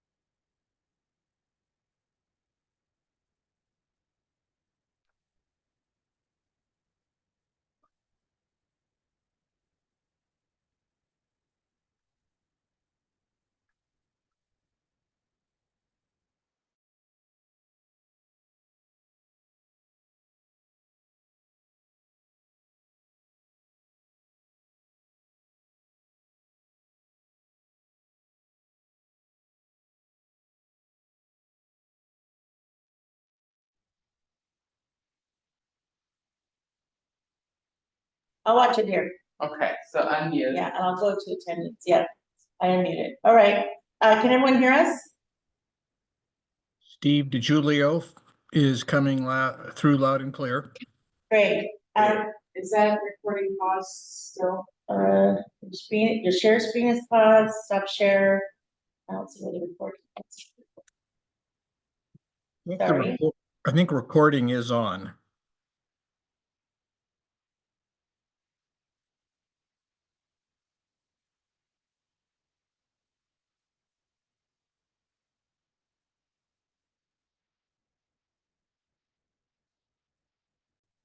Ready, it's ready. All right, thank you. We are back. The board meeting, we came out of executive session at 8 o'clock, which is 5 minute break in between, but we are back. We are down to. Consent agenda. Thank you. Consent agenda. Chair, I move that we do the consent agenda to present all four. A, B, C, and D. Thank you. So moved. Second. All in favor? Aye. Great. Agenda is done. Okay, so now we are going down to the board business and sure we can throw that. Is there anything on here that needs to be added, taken out, or dealt with? So in my director report, I dealt with the CV traffic. Yeah. One, so I gave a report on what's going on with that one. I think we're still in discussions to try and get a joint school board city council meeting. You know, I think the approach on this one is just keep bringing it up, keep bringing it up at that meeting. You know, we'll see where it goes, and then Dr. Rose can meet with the chief and see if that's Yes. My only worry when you guys talk about the up there, you know, I know my understanding, talking with them is the biggest issue. Perfect. Yeah, and I thought what it would be, so just to let you know what the suggestion was, and so it's not thought out, it's just an idea. That Dr. Cronstead and I coordinate times, it wouldn't be like every day. Right. But we coordinate times where Dr. Cronstead is reminding the community when, like the rules of parking. And then making sure that both our SRO officers are there with staff and the principal to remind families the rules. Because and to do it a couple times, not just once, but like once every 2 weeks or something, and maybe Monday and Wednesday or Monday and Tuesday. We haven't figured that out yet. What's feasible with their timeline, and they would just go for the morning traffic and then return to their posts. And so that was the idea. And it might be a bad idea, everybody. It might be a bad idea. But I will say, it's gonna be needed like a heavy reminder about, hey, and we need everyone out there as much as we can, because and it has to be when the message goes out, right? And it has to happen frequently because I was one of those parents that actually didn't follow the rules one time, and I still remember that with my security guard coming up to me and reminding me. And sure enough, later on, he had to listen to my coworker. And I had to face him every day because I dropped off my kid in the wrong zone, and I remember being talked to once, and it affected me. I still remember it. So, I mean, I'm a rule follower, and So two comments real quick. Love the morning, and having the SROs come in as quickly after you've done the morning. So they're connecting the dots. But I would encourage for the next one. SROs figure it out. Yep. Everything else you say sounds really good. Just if you make it predictable, I know the traffic. I go up 5 miles a day, and they will figure out the pattern. They're going to violate what they're not there. And I guess there's a little comment. There's 3 streets: 135th, 136, 137. They cheat up all 3 of these. Pretty bad. So you need signage. They do need signage. They need speed bumps. They need stop sign. Yeah, it's all in the city's plan. It's all in this. Yeah. But it's like everything is when we find something, it's all the other thing is Second Chief Peter. He does have now a couple of traffic officers. One of them I think is I would say first week but that's the other possibility that could happen as well. So anyway, when you sit down, explore all these possibilities. Okay, and then looking through, I see we have some different steps. Policy 6550. Today. It's your next discussion item. It is. There was one other thing, if you look for city council Yep. joint meeting. Underneath. Yeah, we talked about that. Well, you already talked about it? We talked about the fact that we still need to work with the mayor and the city to get that date set. About the retreat on a Saturday or sometime in a weekday? We haven't talked about when. Okay, because Laurel sent a request back, stating that they want to schedule you during one of their Saturday board retreats, or would our board prefer a weekday night? So that's what we're waiting on to get a schedule.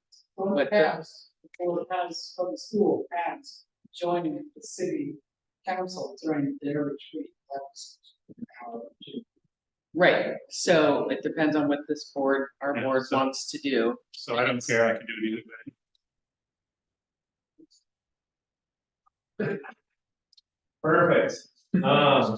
So usually you said that's on a Saturday. I think Sunday it won't be, Saturday, it's usually on the day.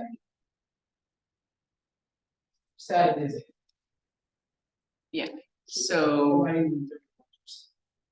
my understanding is that it would be later in the year, and there was a request to make it after November. But, Oh, that's really late in it. Got it.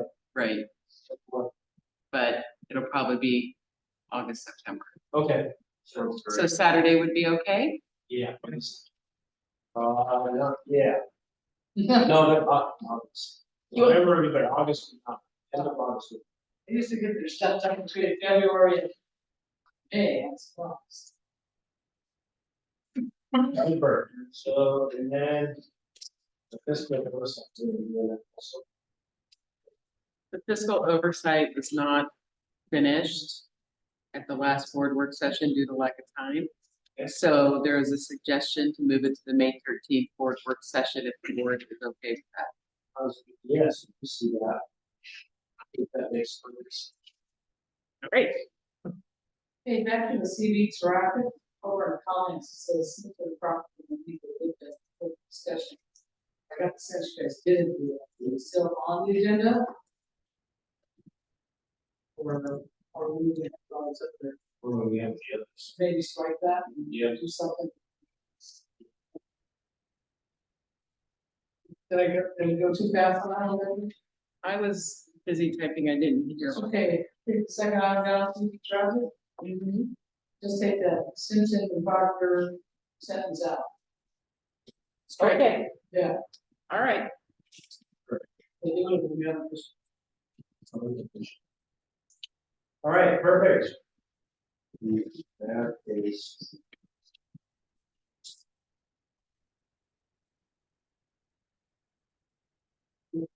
Okay, yeah, we're going to get our external session.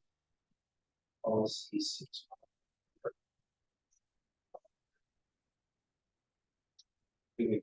Yeah, we did, we voted. Did we vote? Did we vote all? Oh, you did, I missed it. Yeah. Okay, then you guys, are good, well, I missed it. Sorry. Yeah. No, on the external audit reports discussion. Yeah, so. Here I am. All right, everybody, so, after we got your feedback, this is the policy 6550. This is, we spent a lot of time gathering all the data related to compliance audits and performance audits from July 1st, 2019 to July 1st, 2024. These include OSPI, State Auditor's Office, and outside contractors. The board wanted to have all of this information to see because we're looking at updating policy, right, in terms of policy, 6550, and so what the board wanted to know was what's actually being done, right, what's actually happening in terms of audits. So this is what we came up with, and these were all the audits and the, some of the notes from them, and so I just wanted to show you the analysis of all the audits that were done under the policy. And then, just to hear from the board in terms of any policy changes. For example, we look for early learning and Head Start tab, that has notes there. So make sure that we do the audit was, who it was done by, and then also, what is an expected review or any notes to the right. Yes, we need to know. In terms of next steps, this. If there's any policy changes related to the audits, or if you wanted to keep this in place, in terms of what those topics that you want to do, or you want to add or anything, I wanted just to make sure that the board, they had any recommendations, because this policy hasn't been reviewed for a while, and we just want to make sure that that we have the board's understanding of what actually has been done. And then what actually we need to maybe add with moving forward. So question, there's all like bulleted areas across, and each of them to be audited once every 5 years. Do you have some procedural rotation? Sometimes these were done by outside factors, and if you look here, there was no audit. So this is my second year. I'm learning about this policy. So if you look here, technology was not done. And so that is something that we have to address, what that looks like. Athletics wasn't done. So that is something we have to address. To see transportation hasn't been done. So this is an expectation. And for some reason, the previous administration, it wasn't done. And so what I'm bringing you is the data of what has been done and what hasn't been done. And then first talking about, yes, you guys want to make sure that this continues to happen and you want this done, then we have to make sure that if it's an external audit, then we have to make sure we have the plans to do it. And we also have to make sure, or we can use other agencies to do but all these audits, some of them do cost money. And so I just want to make sure that you understand what happened, what hasn't happened. Probably some of it was not done due to money, or maybe it was COVID, because we had 2 years of COVID. So if you talk about, for example, an athletics audit during COVID, that wasn't going to happen, right? So there might be some mitigating factors why the audit wasn't completed. And then we have here, like, for example, CTE, in 2017, State Auditor's Office completed a performance audit on CTE, but that was before the 5-year, before the pregnancy period. So that would be another one. So there's quite a number that we have to do. Early learning, we don't have Head Start anymore, and we only have CAP. And so that was something we have to work with Puget Sound ESD, if that is something. But those Puget Sound ESD, people have to do that as well, is my understanding. So they don't do that for free. All I would want is aspects or something, any of these mandated, see the money. Identify it, tell us, see that happen. Then any ones you think we haven't tried, just a recommendation from staff. And then after that, starting now, I don't expect you to go audit 12 programs all at once. So across the next 5 years, what the most reasonable prioritization can be, I guess, mandates and then logical after that. That's what my request would be on. Mostly look at the things we can try. That's not. History of this policy. Sure. This policy was one that Director Warsman and yourself and I went through the policies, and this was one of the ones that we put a pause on because there was a request for, these are more like efficiency for the departments. And there was a request last time to get some sort of auditing done, but Liliana was scared, or Martinez was scared, and explained that that was an exorbitant cost of like hundreds of thousands of dollars, and that we usually do that when we go out with a bond or a bond. Yeah. So that's what brought all of this around as to what audits have we done, what are the costs, how does it impact the budget, et cetera. Just as a background. And I will say finance automatically spend every year in auditing land. So those are things that don't cost us. And we are currently being audited right now through for OSPI, not OSPI, through the auditor's office, special. So that's actually coming, and we'll get that information coming out. That's coming out. We just did an information session. They think they selected 18 school districts to be audited this month. Special education is happening right now. Just finished up finance. It's going to be happening again. Scott, you went and called OSPI because OSPI used to do massive compliance audits all the time. And can you just share? I'm sorry to call you up, but can you just share a little bit about what they told you about where they are? Because they've been doing less audits. Sure, go ahead. Are you talking about their consolidated program? Yeah. Yes. And because they're the ones that do all the federal funds, the title fund. For example, they'll do multilingual learners, they'll do special ed, they've got our lab funding, our lab programming, so our HiPod, they do a lot of the auditing for either the compliance for our some of the grants that we have holding. You're right, they do combine them with all the federal programs together in that consolidated review. I've been working closely with the federal programs people at SPI. They gave us the good news that they have just started this year. They shifted their focus. They realized that their reputation was more like looking for gotchas. They didn't intend that, but that's how it was felt at districts. And having overseen the CPR in Seattle, I remember that feeling. But they said they're really working hard to be more district focused and student focused. So now when they find some errors, their whole focus is just coaching us to fix it, not to write something up. It used to be, worried about trying to not get a finding on something. And now they coach you through it so you pretty much will not end up with findings, because as long as you follow their directions and fix it, you're good. I mean, the only thing I'm wondering is, I mean, this is the report, I don't see of what it is and who the auditors were. Sure.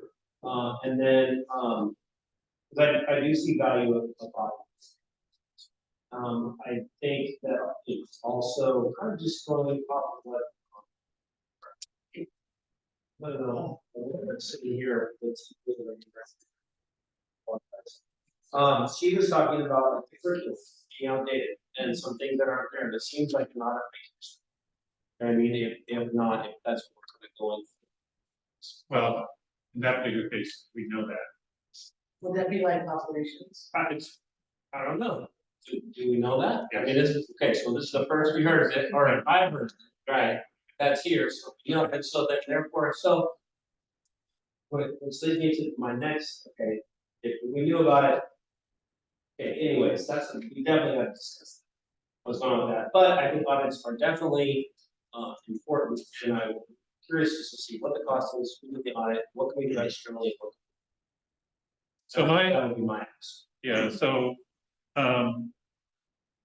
My recommendation, having a hard 5 years is not necessarily what I'm interested in. What I'm interested in is, like, this report is really good, and if we can keep this kind of up to date, and then have the superintendent recommend, and we can discuss maybe certain areas that need to be reviewed. That would be kind of more helpful to me than just necessarily. I mean, some of these, like, technology, I'm not really concerned with. I mean, I've watched them, they do a really good job. So, I mean, the person that would do a performance out of that is Steve tried to do that before for us, which was back when technology, it's not there now. And it's been more than 5 years, but I'm not, the only one that, the couple areas that I'm kind of concerned with about are the customer service aspects. Because I hear a lot, for example, with facilities when there's issues, and to some degree technology, people would say, well, I didn't report that because I didn't think anything was happening. So I'm curious about the customer service side of a couple of these things. So I don't necessarily want to initiate a massive, like I said, cost makes a difference. But if we can, using the superintendent recommendations about if there's certain areas that need attention, to focus on those and maybe review this report, once a year or something, say, okay, where do we think, we know we did some of these this year, whatever, and then we know maybe this area needs something, do it that way rather than the hard 5 years is a little hard. Probably, I would appreciate knowing which is mandated. I'm okay with lots of purpose of estimate of cost of the sides and recommendations for ones to drop from the schools. And fourth is the proposed plan. So that I'm okay if you recommend you drop one proposal plan. Because, plan, drop the normal case plan, it's I would say most districts do one or two things. They either have if they have a problem with practice that's come up. Yeah. For example, when I was over schools just 4 years ago, like and so I had to conduct an audit for the school and change everything in the school. And so that's an example. So like when a problem comes up, for example, IT, then that would be something. Typically school districts though, and except for a few districts, for example, some of the bigger districts actually have an auditor's office or an auditor in the building, so they have a cycle. But smaller districts don't. And what smaller districts typically do is either a problem of practice or they wait to the state till they're going to audit them on certain things. And that can come from everybody. Auditor's office, it can come from the CI, it can come from various things. And I would say considering honestly being inviting conditions, it feels like an audit because they're looking at everything. They're looking at our books, they're looking at our expenditures, they're looking at, it feels like an audit, a 2-year audit, really. And so I would say how we're, asking us everything about enrollment and summer, everything, how we're spending this money and that money. So what I'm hearing, so let me take another look at this. I don't know if we're interested in the past, how much all these things cost in the past, but I do know if we do future audits, what it's going to cost in the future. Yeah. Because that's what I think is really what it's about. It sounds like we need to update this for not necessarily in the policy, but in the procedure. And maybe it's not recommended that we have every one of these departments audited every 5 years, but that there be an updated review. And if there's a problem of practice, of course, yeah, let's audit that for sure. Yeah, like the other one that kind of MLL. Yeah. Right. But I think what you're saying, because we're a smaller district, I think just catch that quick. But I'll take a review of the program. If we have a policy issue or something put on, then we call. I think we're going to change the policy, I like that better. And so we did.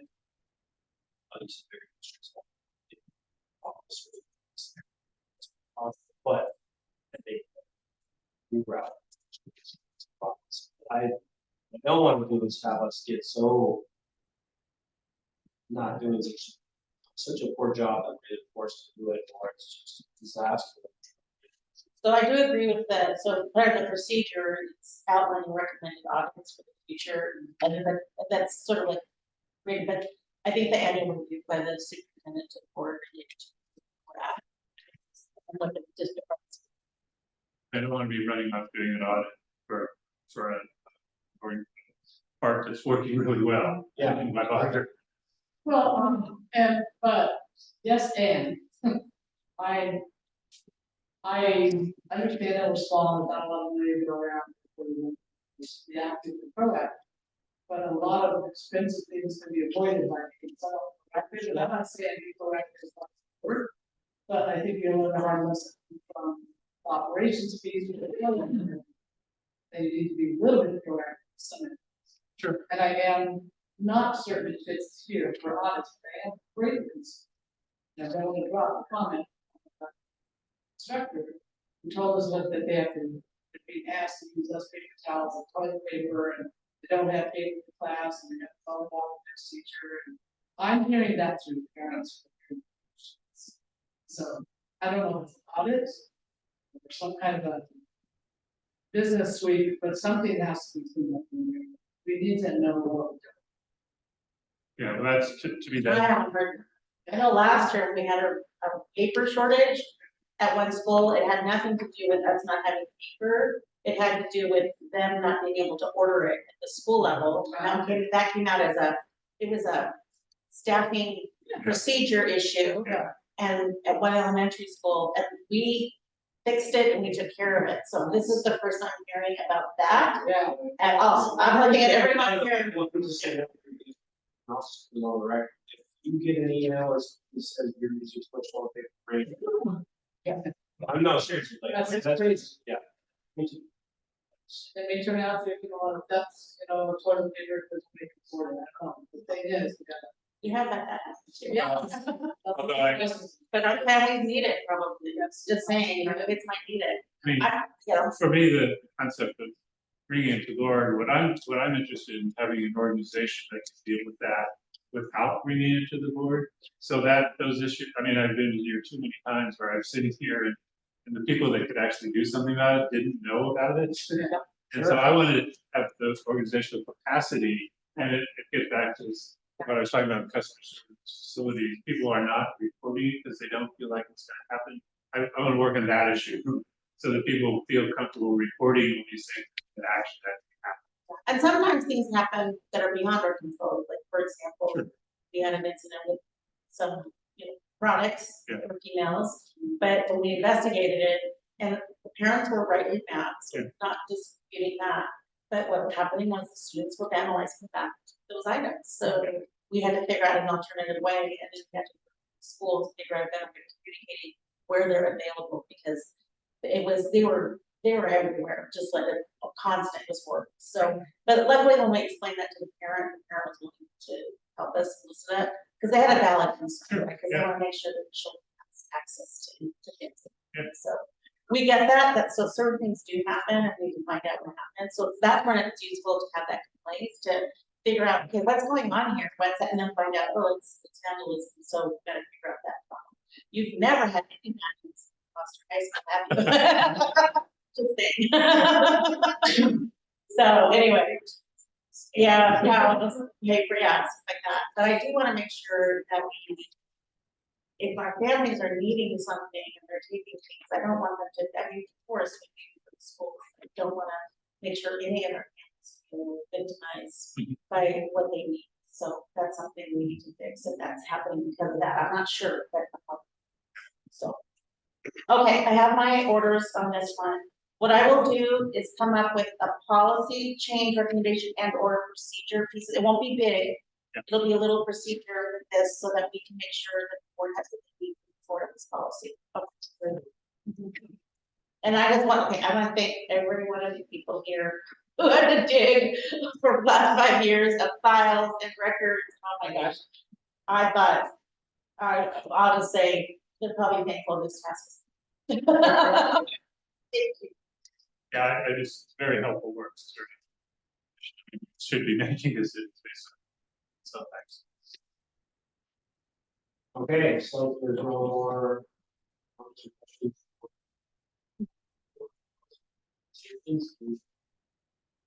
We are going to go to our monthly financial statement. Well, there's one more policy. There's one more policy. It's the board presentation. The one that's yep. No, that was the previous one. So this one I presented last month. The board gave me recommendations, what they wanted to see either not removed or put back. We made sure we marked it and left the information. This will be cleaned up after the board votes for it. All the things that you want to put back, we did. So for example, early learning, we put that under TNL program presentation. We put the dates on there. There was one on college and the high school, making sure it's part of the TNL presentation, and a Foster High School school agent presentation. There was the CEE was That one might have to change because we might be going to a different survey, so we'll have to change that. We're kind of excited that we're looking at that. Yay, no more 135 question surveys, everybody. I don't know, surprise, surprise, what?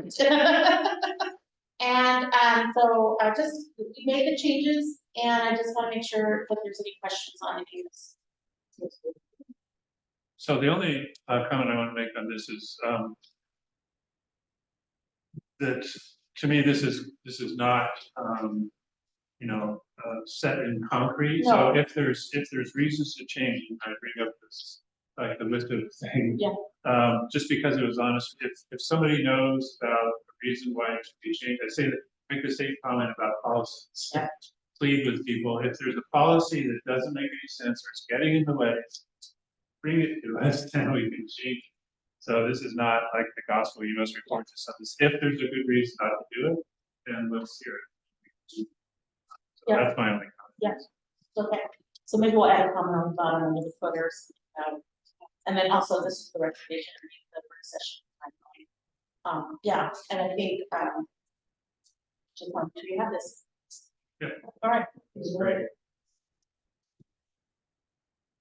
All right, I like tables. So, all right. Okay, no more questions on that one.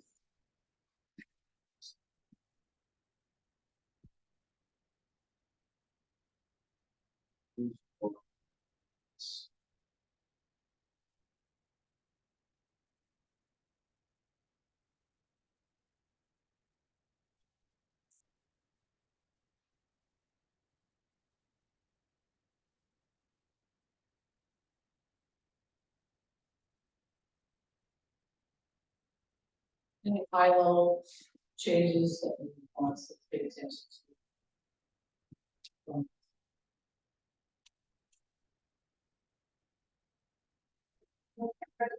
CFO. So not really any high level changes. I do want to point out that so now this is a balance. Really good news. Cash is looking strong. Property tax revenue is starting to come in for the month of April. As we know, April 30th is the first deadline for owners to pay their property taxes. We're starting to see some of those revenues post, which is increasing our cash balance, which is really good. So things are moving as projected. One of the questions that we had in our quarterly meeting was how are we doing on payables? As we know, last year, as we were catching up, we were really happy to see the staff really hard to get us current and stay current. Now we have the occasional clips where it's really late or what have you, but we are so that is really good. So not only are we starting to manage our cash flow, but we're also making sure Reliability. yeah, we are striving to be a net 30. We have Amazon who's a net 5, so we try to stay within that 30, but we have a couple of situations. Sometimes there's hiccups with the way that we receive to us, it's we don't just it, so we have to go in and pull it out. So we have to monitor it. It's going much better.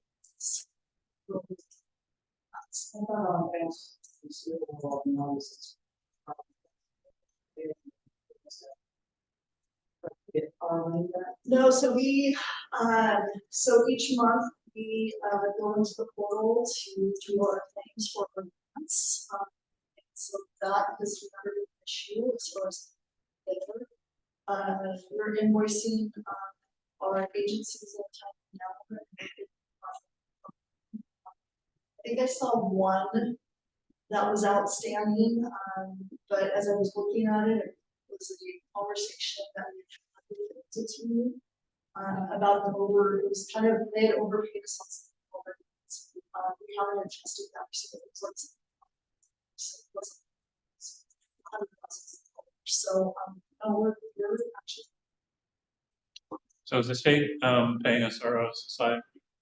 So they are, so we've, Tukwila, good news too, Showalter's on the society has been approved, yay, finally. And so, Staying in the air.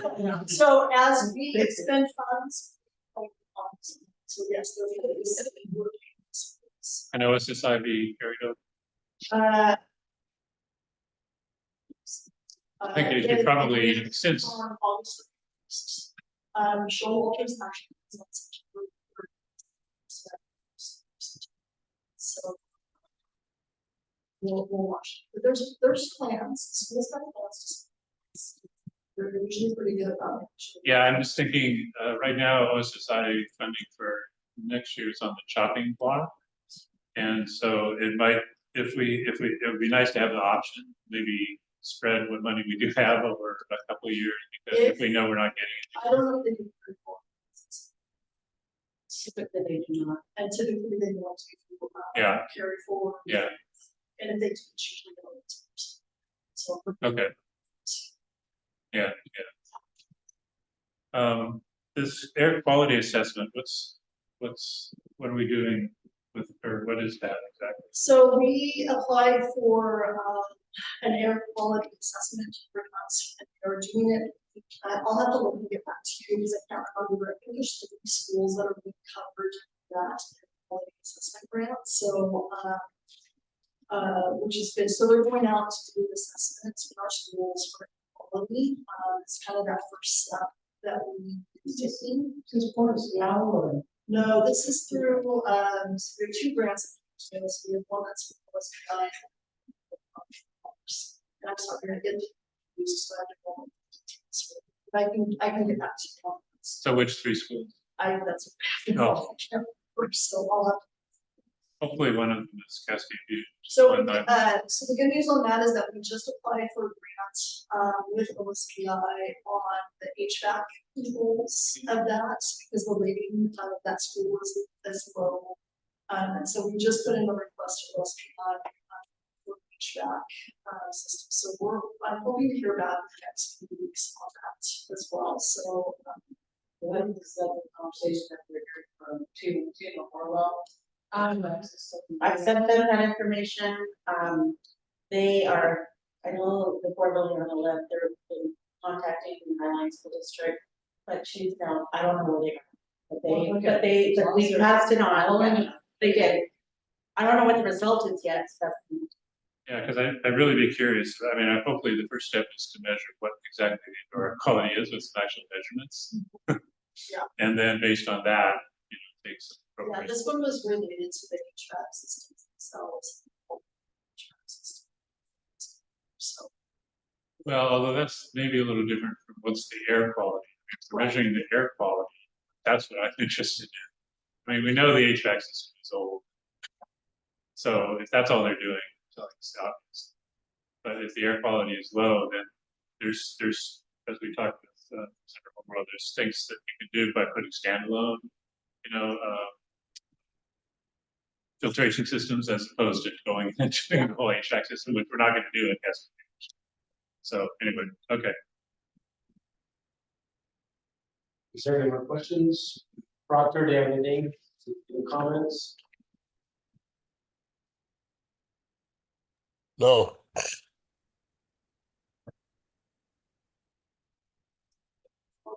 Thoughts? Close that one and move on to next. Do you see that we have the loans that we're So potentially in June when our defense closed. That was another conversation that I had with the school as far as what is you're anticipating for the loan. Cash flow is usually pretty tight, portion of full comes in 5% in June. Obviously, we're not talking about this running at that point. So, I do anticipate that my cash flow, which there will be short term. And so we're going to really take only projects funds, so it'll be very, very short term at this point. I think we're hopefully getting to a point ones that but there's a lot of districts in the state that are in the same situation. Just because of We have a office in the state. it gets pretty difficult, just because, like I said, you get this huge influx of people and trying to manage that cash flow until August. That's pretty hard to do. So, that was a conversation we did have again with the is to be it's a little just so let me know we don't need an unfortunate. We do not have cash on the capital do the short term. And that unfortunate, disproportionality, the legislature wants to make it worse this year. So for 25, 26, it would be even worse, which pretty much guarantees most people have to find a loan in June or whatever. Right, and from what I was hearing today, there was a legislative update that I logged on to today, it was it's like that apportionment shift is probably higher than right. So it's just something that which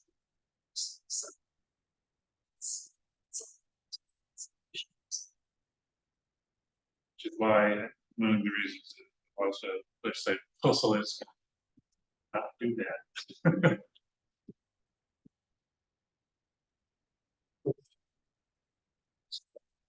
Station, but us running it.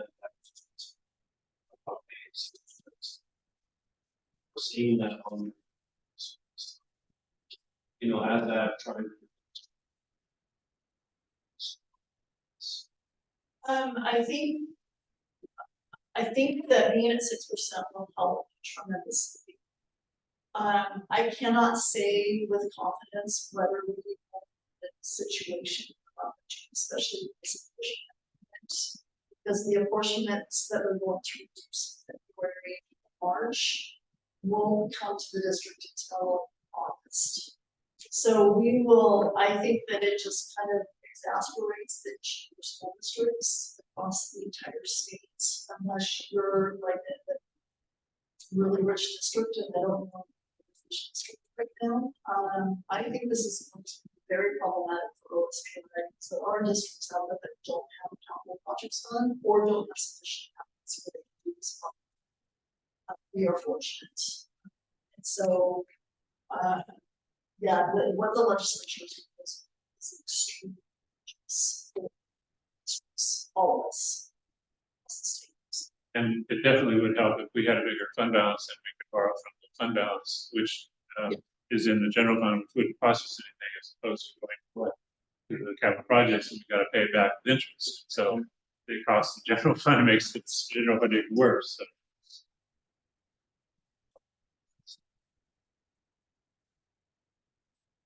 Yeah, please. Any more questions or any thoughts? Best. Thank you very much. Yes, I'm biased.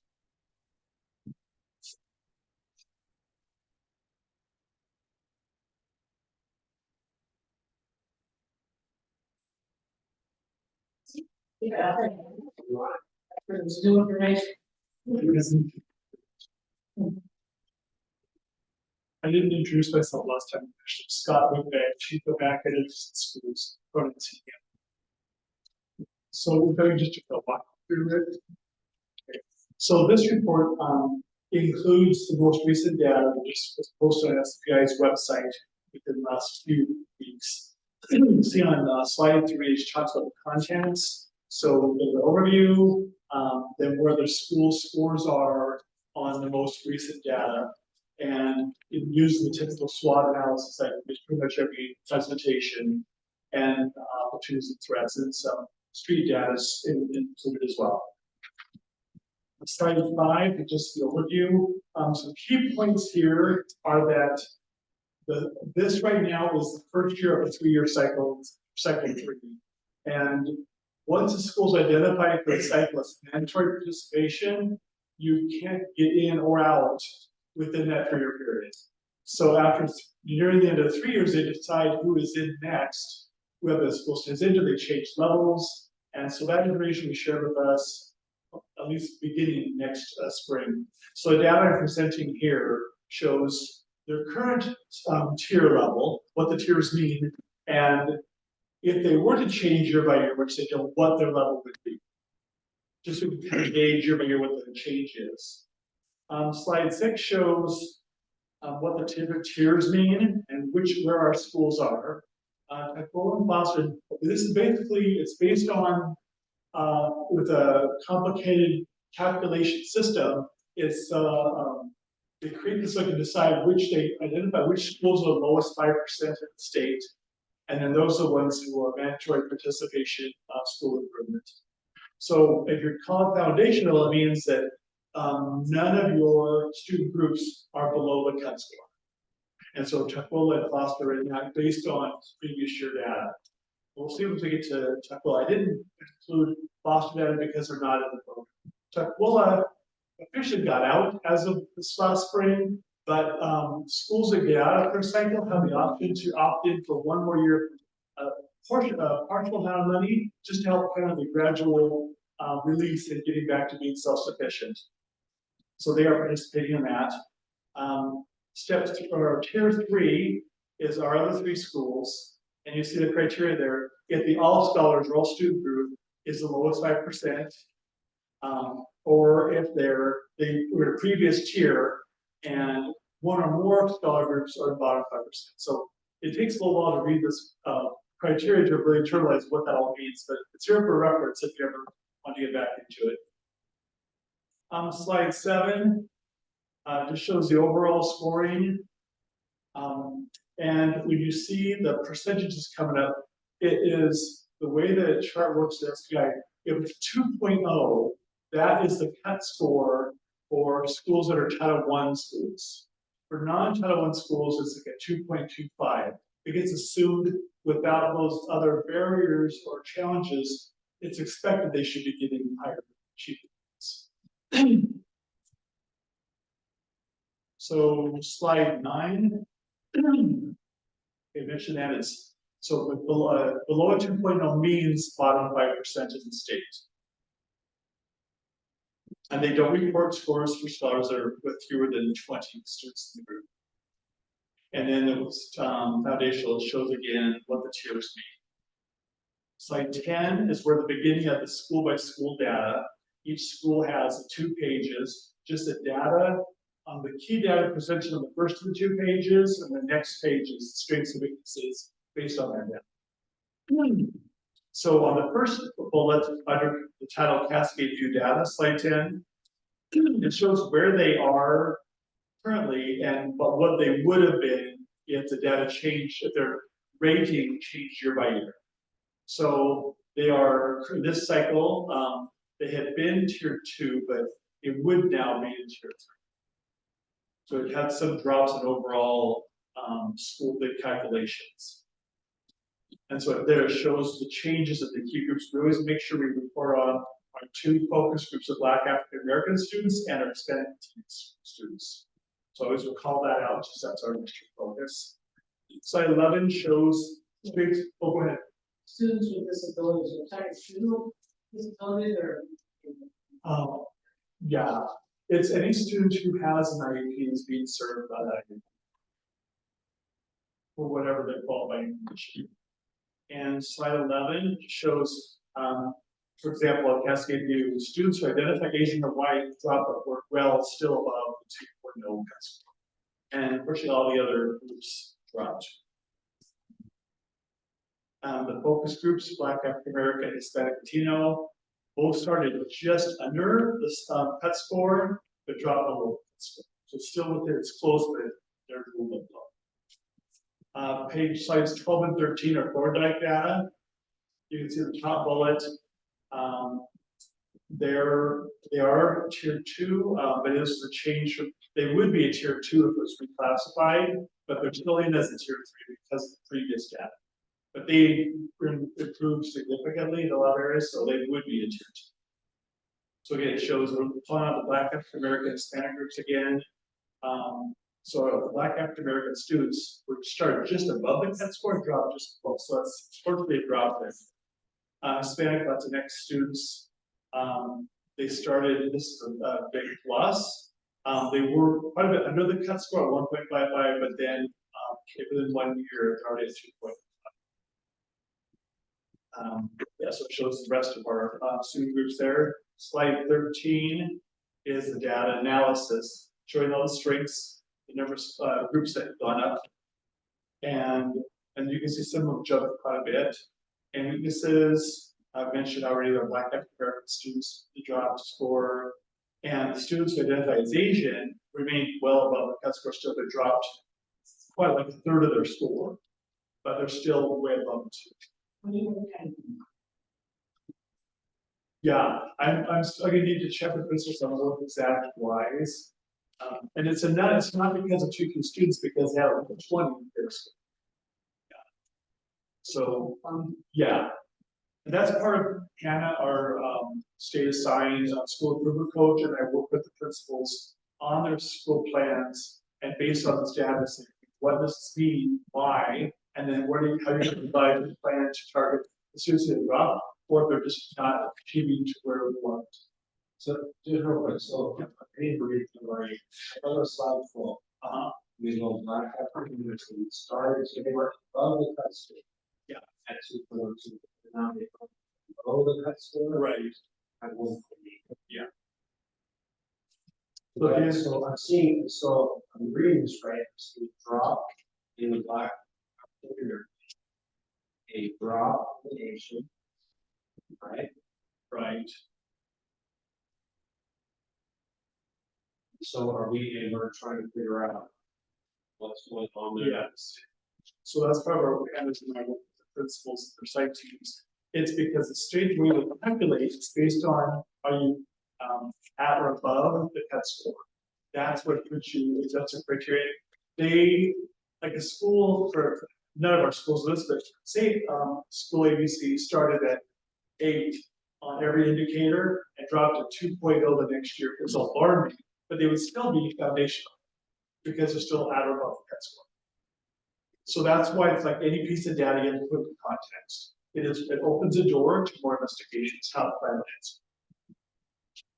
So I guess the question Dr. Simpson was asking, to make sure you heard it, Sure. is, did it have, so, what is, is there, in your work with the principal, with Hannah, is there that conversation with the principal team around let's look at the Asian population? Yes. And, yes, that's a big part of the process. So while we're on Thorndike, I, went down into this data, and one of the things I found is attendance. Although attendance is lightly weighted in this, it's kind of key because if the students don't go to school, they're not going to grow. And what I noticed, among other things, is that first of all, the district as a whole, we have a much lower regular. So first of all, we need to back up and say, what kind of attendance are we talking about? I mean, we typically see on our reports average attendance, which take all the students and how many show up every day. But I think the much more important attendance measure, which is what is used in this thing, is students that are regularly attending school. So if a student is more than 2 days a month, then they're not regularly attending school. And that's the one that, as a district as a whole, we're considerably below the state average on that particular issue. And, at Thorndike, we're like, for the last 3 years, below 50% of the students are attending school regularly. And it's particularly low with, Black and Latino students. So, this is the thing I've been on for quite a while here is, how are we paying? I talked to this with Michael Croyle a little bit. He was looking into it to figure out, what's the issue with attendance? I mean, that seems like fundamental to the whole. And it also is interesting when you look at Tukwila Elementary, which got out of, their attendance is quite high. So that all tends to, indicate that the issue we're having is getting students to come to school. Yes. which is really, I mean, it's a simple concept, but it may be very complex because I don't know why that issue is, but it seems to me that we need to have a pretty big focus on figuring out why students are not attending. And I respond to the written questions, as part of that, I called on office staff at Thorndike to see what, street data from them, what they can tell us. And they said they noticed a pattern of the students who started last winter or spring, began coming from Riverton area, had significantly lower attendance. And so, without me assuming, why do you think that is? He said it's just, some families just are still getting settled, and even trying to first think about their first thought is housing and food and stability, and they want to get the kids to school, but there's sometimes they just or they not have good bus routes. So there's a lot of logistic reasons. So the problem with that approach is that this is 3-year average. So this data is going back to 21, 22, which is way before the asylum seekers were around. And the attendance was low then, and it's continued to be low. So I just don't buy that we can blame that on the asylum seekers. Yeah. There's something much deeper than that going on there. I don't know what it is, but it seems like we need to figure it out, because just the contrast between the attendance at Thorndike and Cascade View and the attendance at Tupelo Elementary is startling. And so we see, those two schools that are in improvement and one that isn't. So I think we really need to figure out the attendance question. Yes, and that is part of the whole comprehensive approach that Hannah and myself, it's just their site teams. That sometimes one of the measurements, whether it's on the SIP algorithm or not, we still all know that's a key factor. So yeah, so we will still be looking at that, working on what is your pattern of attendance, why, and what are you going to do to bring it back right. Incentive programs, information clearer to parents, whatever the factor may be. Right. Yeah. And I know we got, supposedly our truancy officer has been tracking this for a while, but I don't know if they're tracking it other than admiring the data, or are they actually coming up with, actions to take?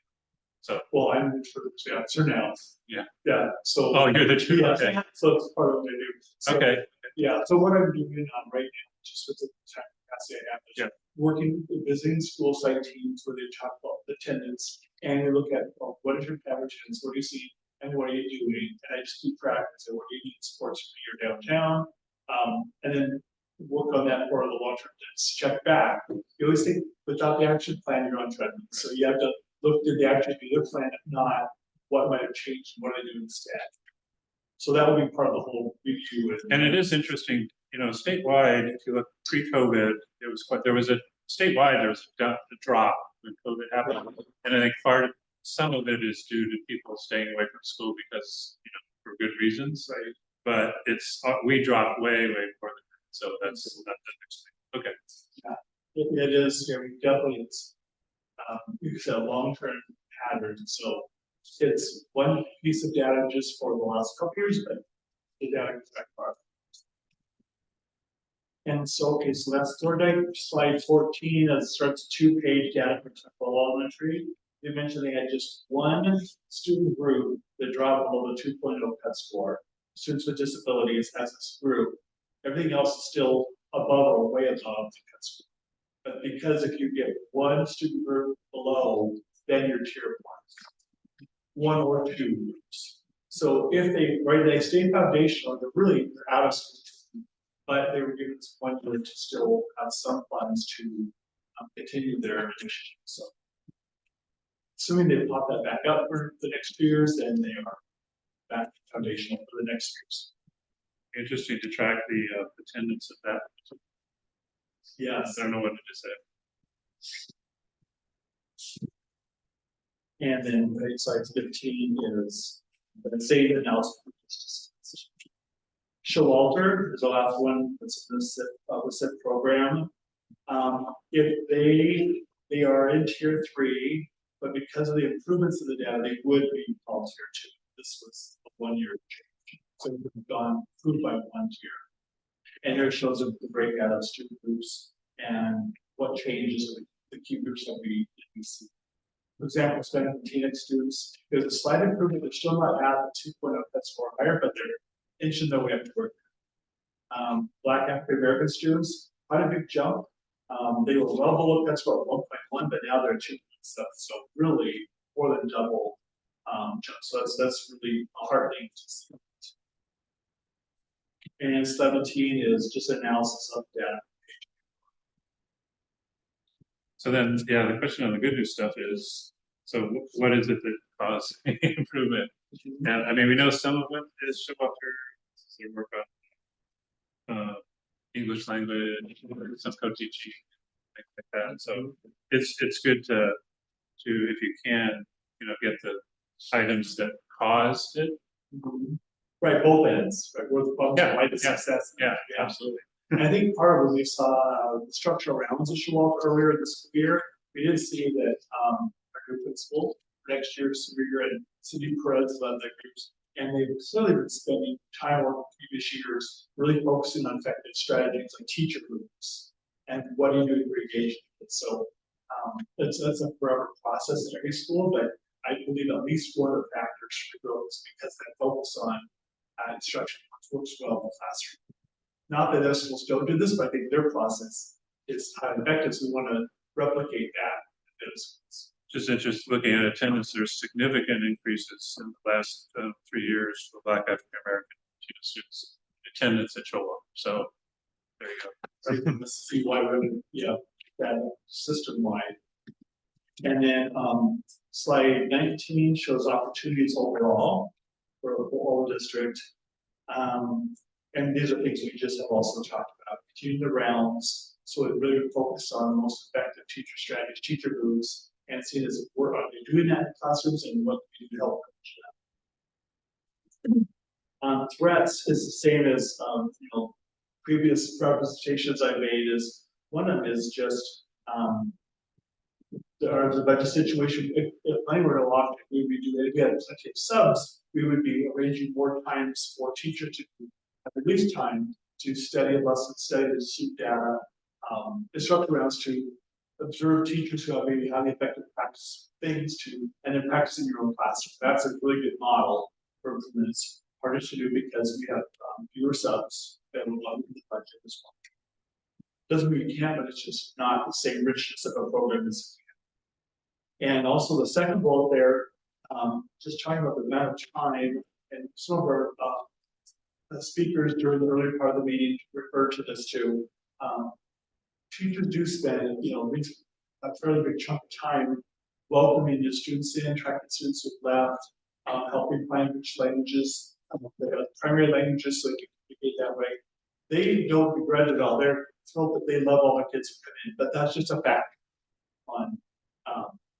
We're high in loving for the kids, and it's doing as well as they can for academic achievement. But some people ask, well, why is these students, for example, not passing state tests with reading? But if you've never read anything in English before, and you take a test, then of course they're not. None of us would pass it to another kind of Russia, and then I was getting a test from Russia. So that's not anything wrong with teachers or principals or kids. They're not passing yet. They will grow and they will, but just as of that, it's different time. Slide 22 is just a piece of data from street data.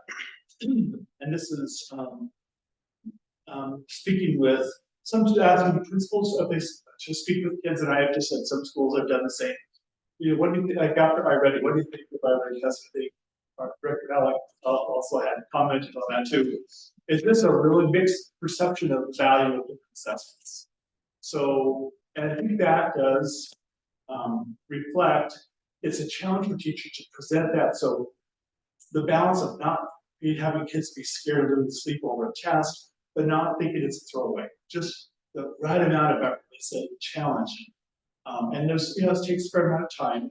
It's a test to kind of gauges where you are. So, a lot of times kids, we remember back, we were kids, you're always trying to get like 100% on if you can. The tests are more adaptive. It's intended to miss some because you gotta know where you are in instruction. So it's a number of factors to just make it seem meaningful.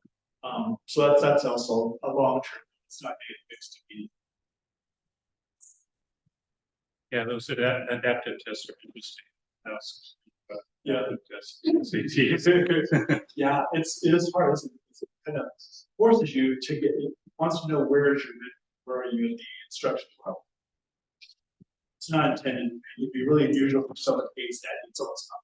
It's designed to not. But it's kind of important from a student mindset, to understand that, thinking into the test. Yes, exactly. This is in classrooms recently where it just happened to be a time in the classroom, they were talking to kids about this, the state test coming up soon.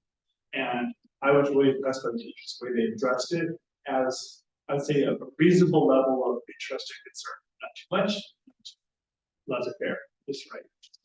I think the teachers are trying really hard to find it. And then I just showed some couple of links that you, if you have free calculators, that you might want to go and check, dig in more.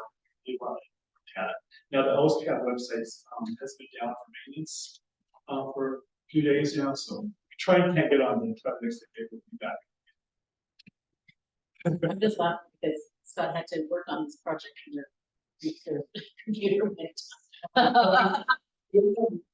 Yeah, it was a long weekend. And unfortunately, Anna had downloaded the spreadsheet of all the data and gave it to me because she's really thorough.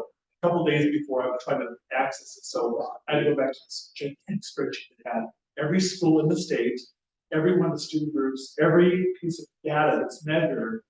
You know, just enormous spreadsheet. I have to go back and pull just a piece of data for our schools. My eyes are beginning to. I go, it's like, this is advice. I just can't see the numbers. Maybe that's. It's impressive, the abundance of data we have. Yes. It's finance. It is. So the only other piece of data I'll share is if you go down deep and you look at Showalter's, one of the pieces of data is called EL progress rate. So how how fast are the MLL students making progress? This one is extremely low, which gets to transforming our instructions. The reclassification rate is really insightful. Any other questions? Dr. Fuller, 2 presentations on this. Remember on the second one and the first. Yes, it was great timing for most of it. You get the data tomorrow. I know that, but now we know this is the freshest. The freshest is still a year old. That's the way. But at least it's the most current. With that knowledge, have we changed our schedules? Yeah, that was on the report. Yeah. The list of reports. Okay. So we're It's on the report on this one. But yeah, we're set for next. Okay. Any other questions? Right. Let's go ahead and so I'm moving on to the school calendar. Any questions, comments? It's the question, do we have this right? Well, And it's on there. Yeah.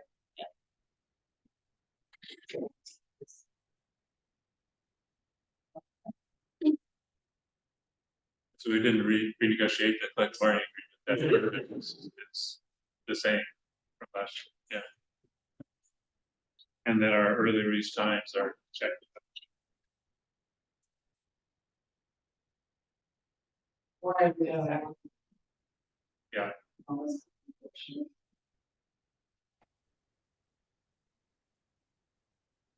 Good evening, everyone.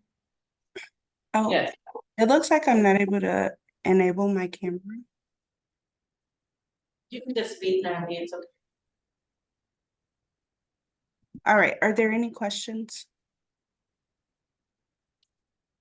Yeah, the only question was, are we confident that this is correct?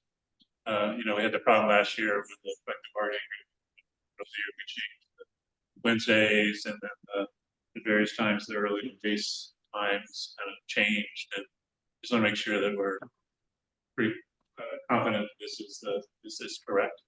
Absolutely. Good evening, everyone. My name is Naomi Berto, serving as Director of Communications, Equity, and Engagement. So this round for the school calendar this year, we made it very intentional to start as early as possible. So we actually started back in January, where we collaborated with labor partners as well as human resources to ensure that all of the details are correct. In addition to that, we did go before the remaining of district administration as well as a few office personnel at the various schools to ensure that we have the dates as well as formatting and any other details as correct as possible. And this one meets the OSBI requirements for the number of days, times, and all those issues that we see. Okay, great. Yes, thank you. So a lot of colors on all those blocks, I figured out what the vacations were, releases are. But how is this still a purple release? And yellow ones? It's like the very bottom. Is it? There's a key. I see nothing in color. It's like September, it's on first. Very bottom. It's all fine, this place. Okay. I'm happy. So the blue is no school for students, yellow is first and last day of school, the purple is early release conferences, with the times.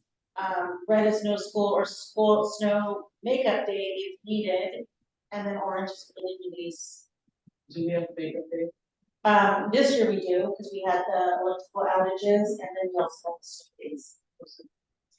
3 days. And we've published that calendars, we've added the dates on the calendar, and we sent a notification there, so with that information. Questions? It's easy. Let's go over to the action items. So moved. All in favor? Aye. Next is the approval of number B, the WSS. Second. All in favor? Aye.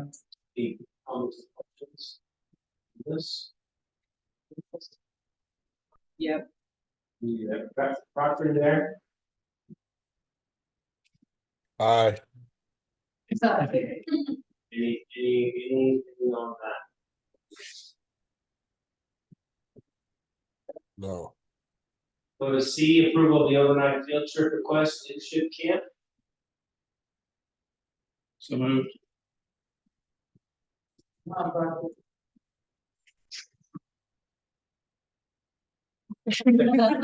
Second, perfect, all in favor? Aye.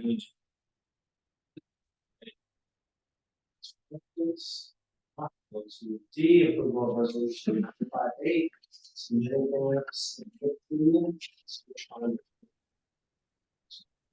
Stated. Second. Comment. I think, as student representative, I would highly urge the board to postpone these resolutions or to vote no, until proper communication with the Lawrence Teachers Association has been made in a future board work session. I don't believe in good faith. Any of these proposals can be voted yes until proper communication, as was made clear by the teachers. Thank you. All in favor? Aye. E, approval of resolution 9, authorizing superintendent to reduction.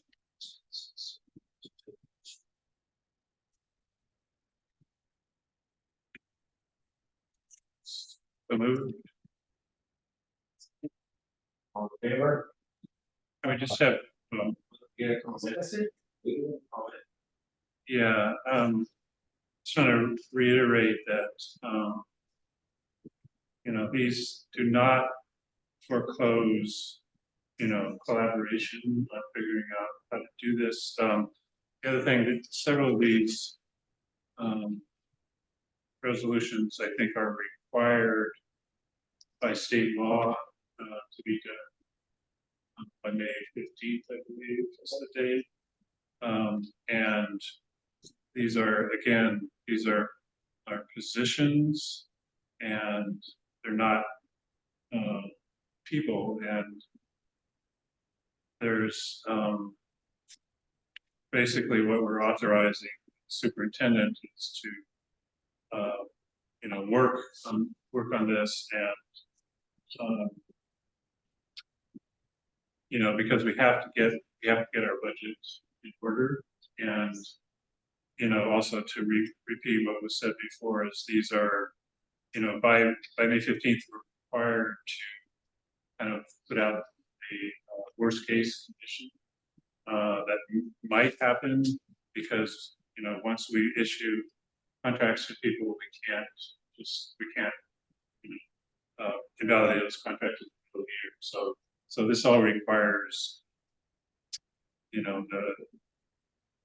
hopefully some of these positions may not be reduced, but unfortunately the way the law is written, we don't have the option. We have to go for the worst case and then go to work on figuring out how to make it work. And that's what they hire a superintendent to work on positions. So I just wanted to make those points there. Resolutions.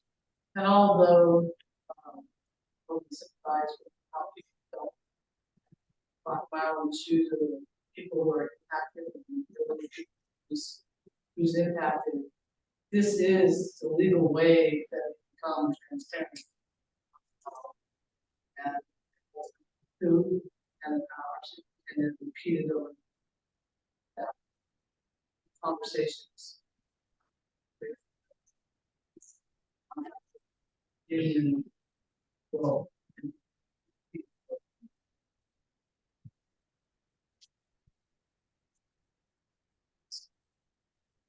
Favor? Aye. Director Huber and yes. Aye. Great, thank you. Right, so now on to approval of resolution number 60.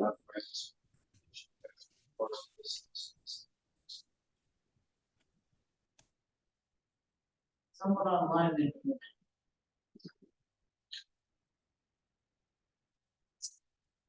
Okay, let's just do it. So moved. Thank you. All in favor? Aye. Aye. Go. Okay. Chief, approval of resolution number 961, authorizing significant professional officers. So moved. All in favor? Aye. Aye.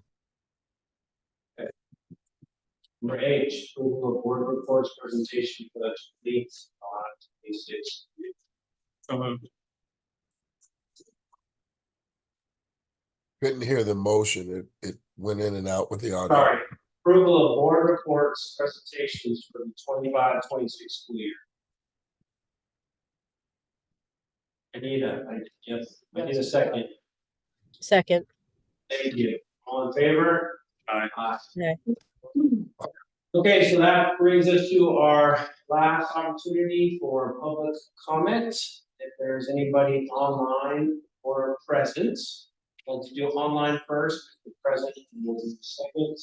Already read one that was given to us earlier. Is there anyone online that has a comment? Who would?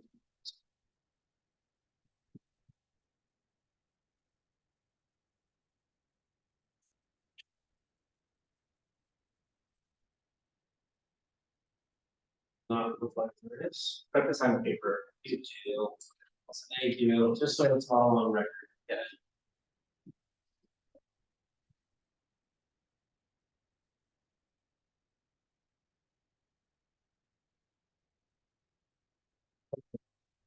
So you have someone here. Great. Hey, all, Joe Camacho, typical resident, Foster High School teacher, good to see you. Just want to give a quick update on what happened yesterday at the WIA. I was not sure if y'all talked about it already. The vote. Yeah, so the votes for the two, I don't know if they call them resolutions or. Amendment 7 and 8. Yeah, 7 and 8 did not go through. 7 did not pass. It was one vote away.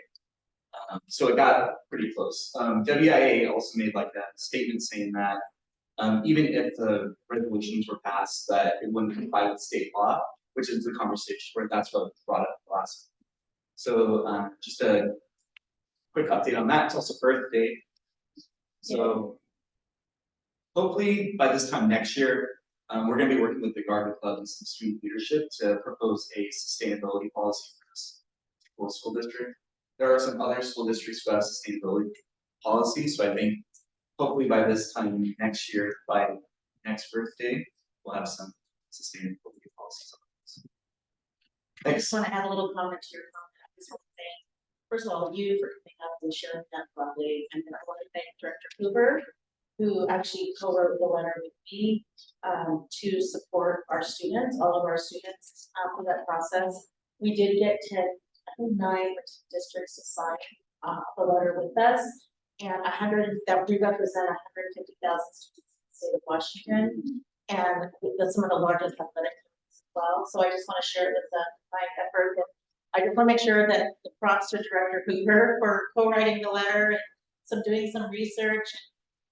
And then I also want to thank superintendents Ivan Duran publicly, as well as Superintendent Susan Reyes, who actually gave me some final edits to make sure that it was all written. But I do want to thank all the school districts as well that signed off with us in the typical school district to get that through to the WIAA board and representative. So thanks, Jim, for bringing that to the forefront. Thank you. I also want to say that some of the audio, when I was listening from home, the audio was kind of coming in and out. I think we heard Director Proctor say that too. So hopefully we can get that figured out so people at home can hear. You think it's like automatic gain, or you think it's far away? I'm not sure. I know it was cutting in and out when I was listening, and just want to make sure, especially on some of the more important stuff. Do you have a sense of coming up from here or there? Couldn't tell. I'm not sure. I know some people were quieter than others, so it was kind of quite the same. Yep. Okay, if there's no more comments both online or here.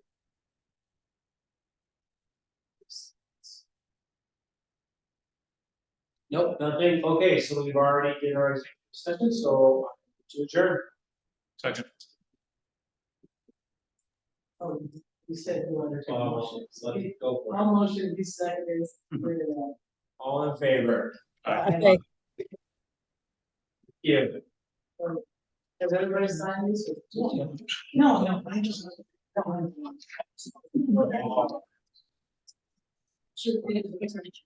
Yeah, that's it. Yes.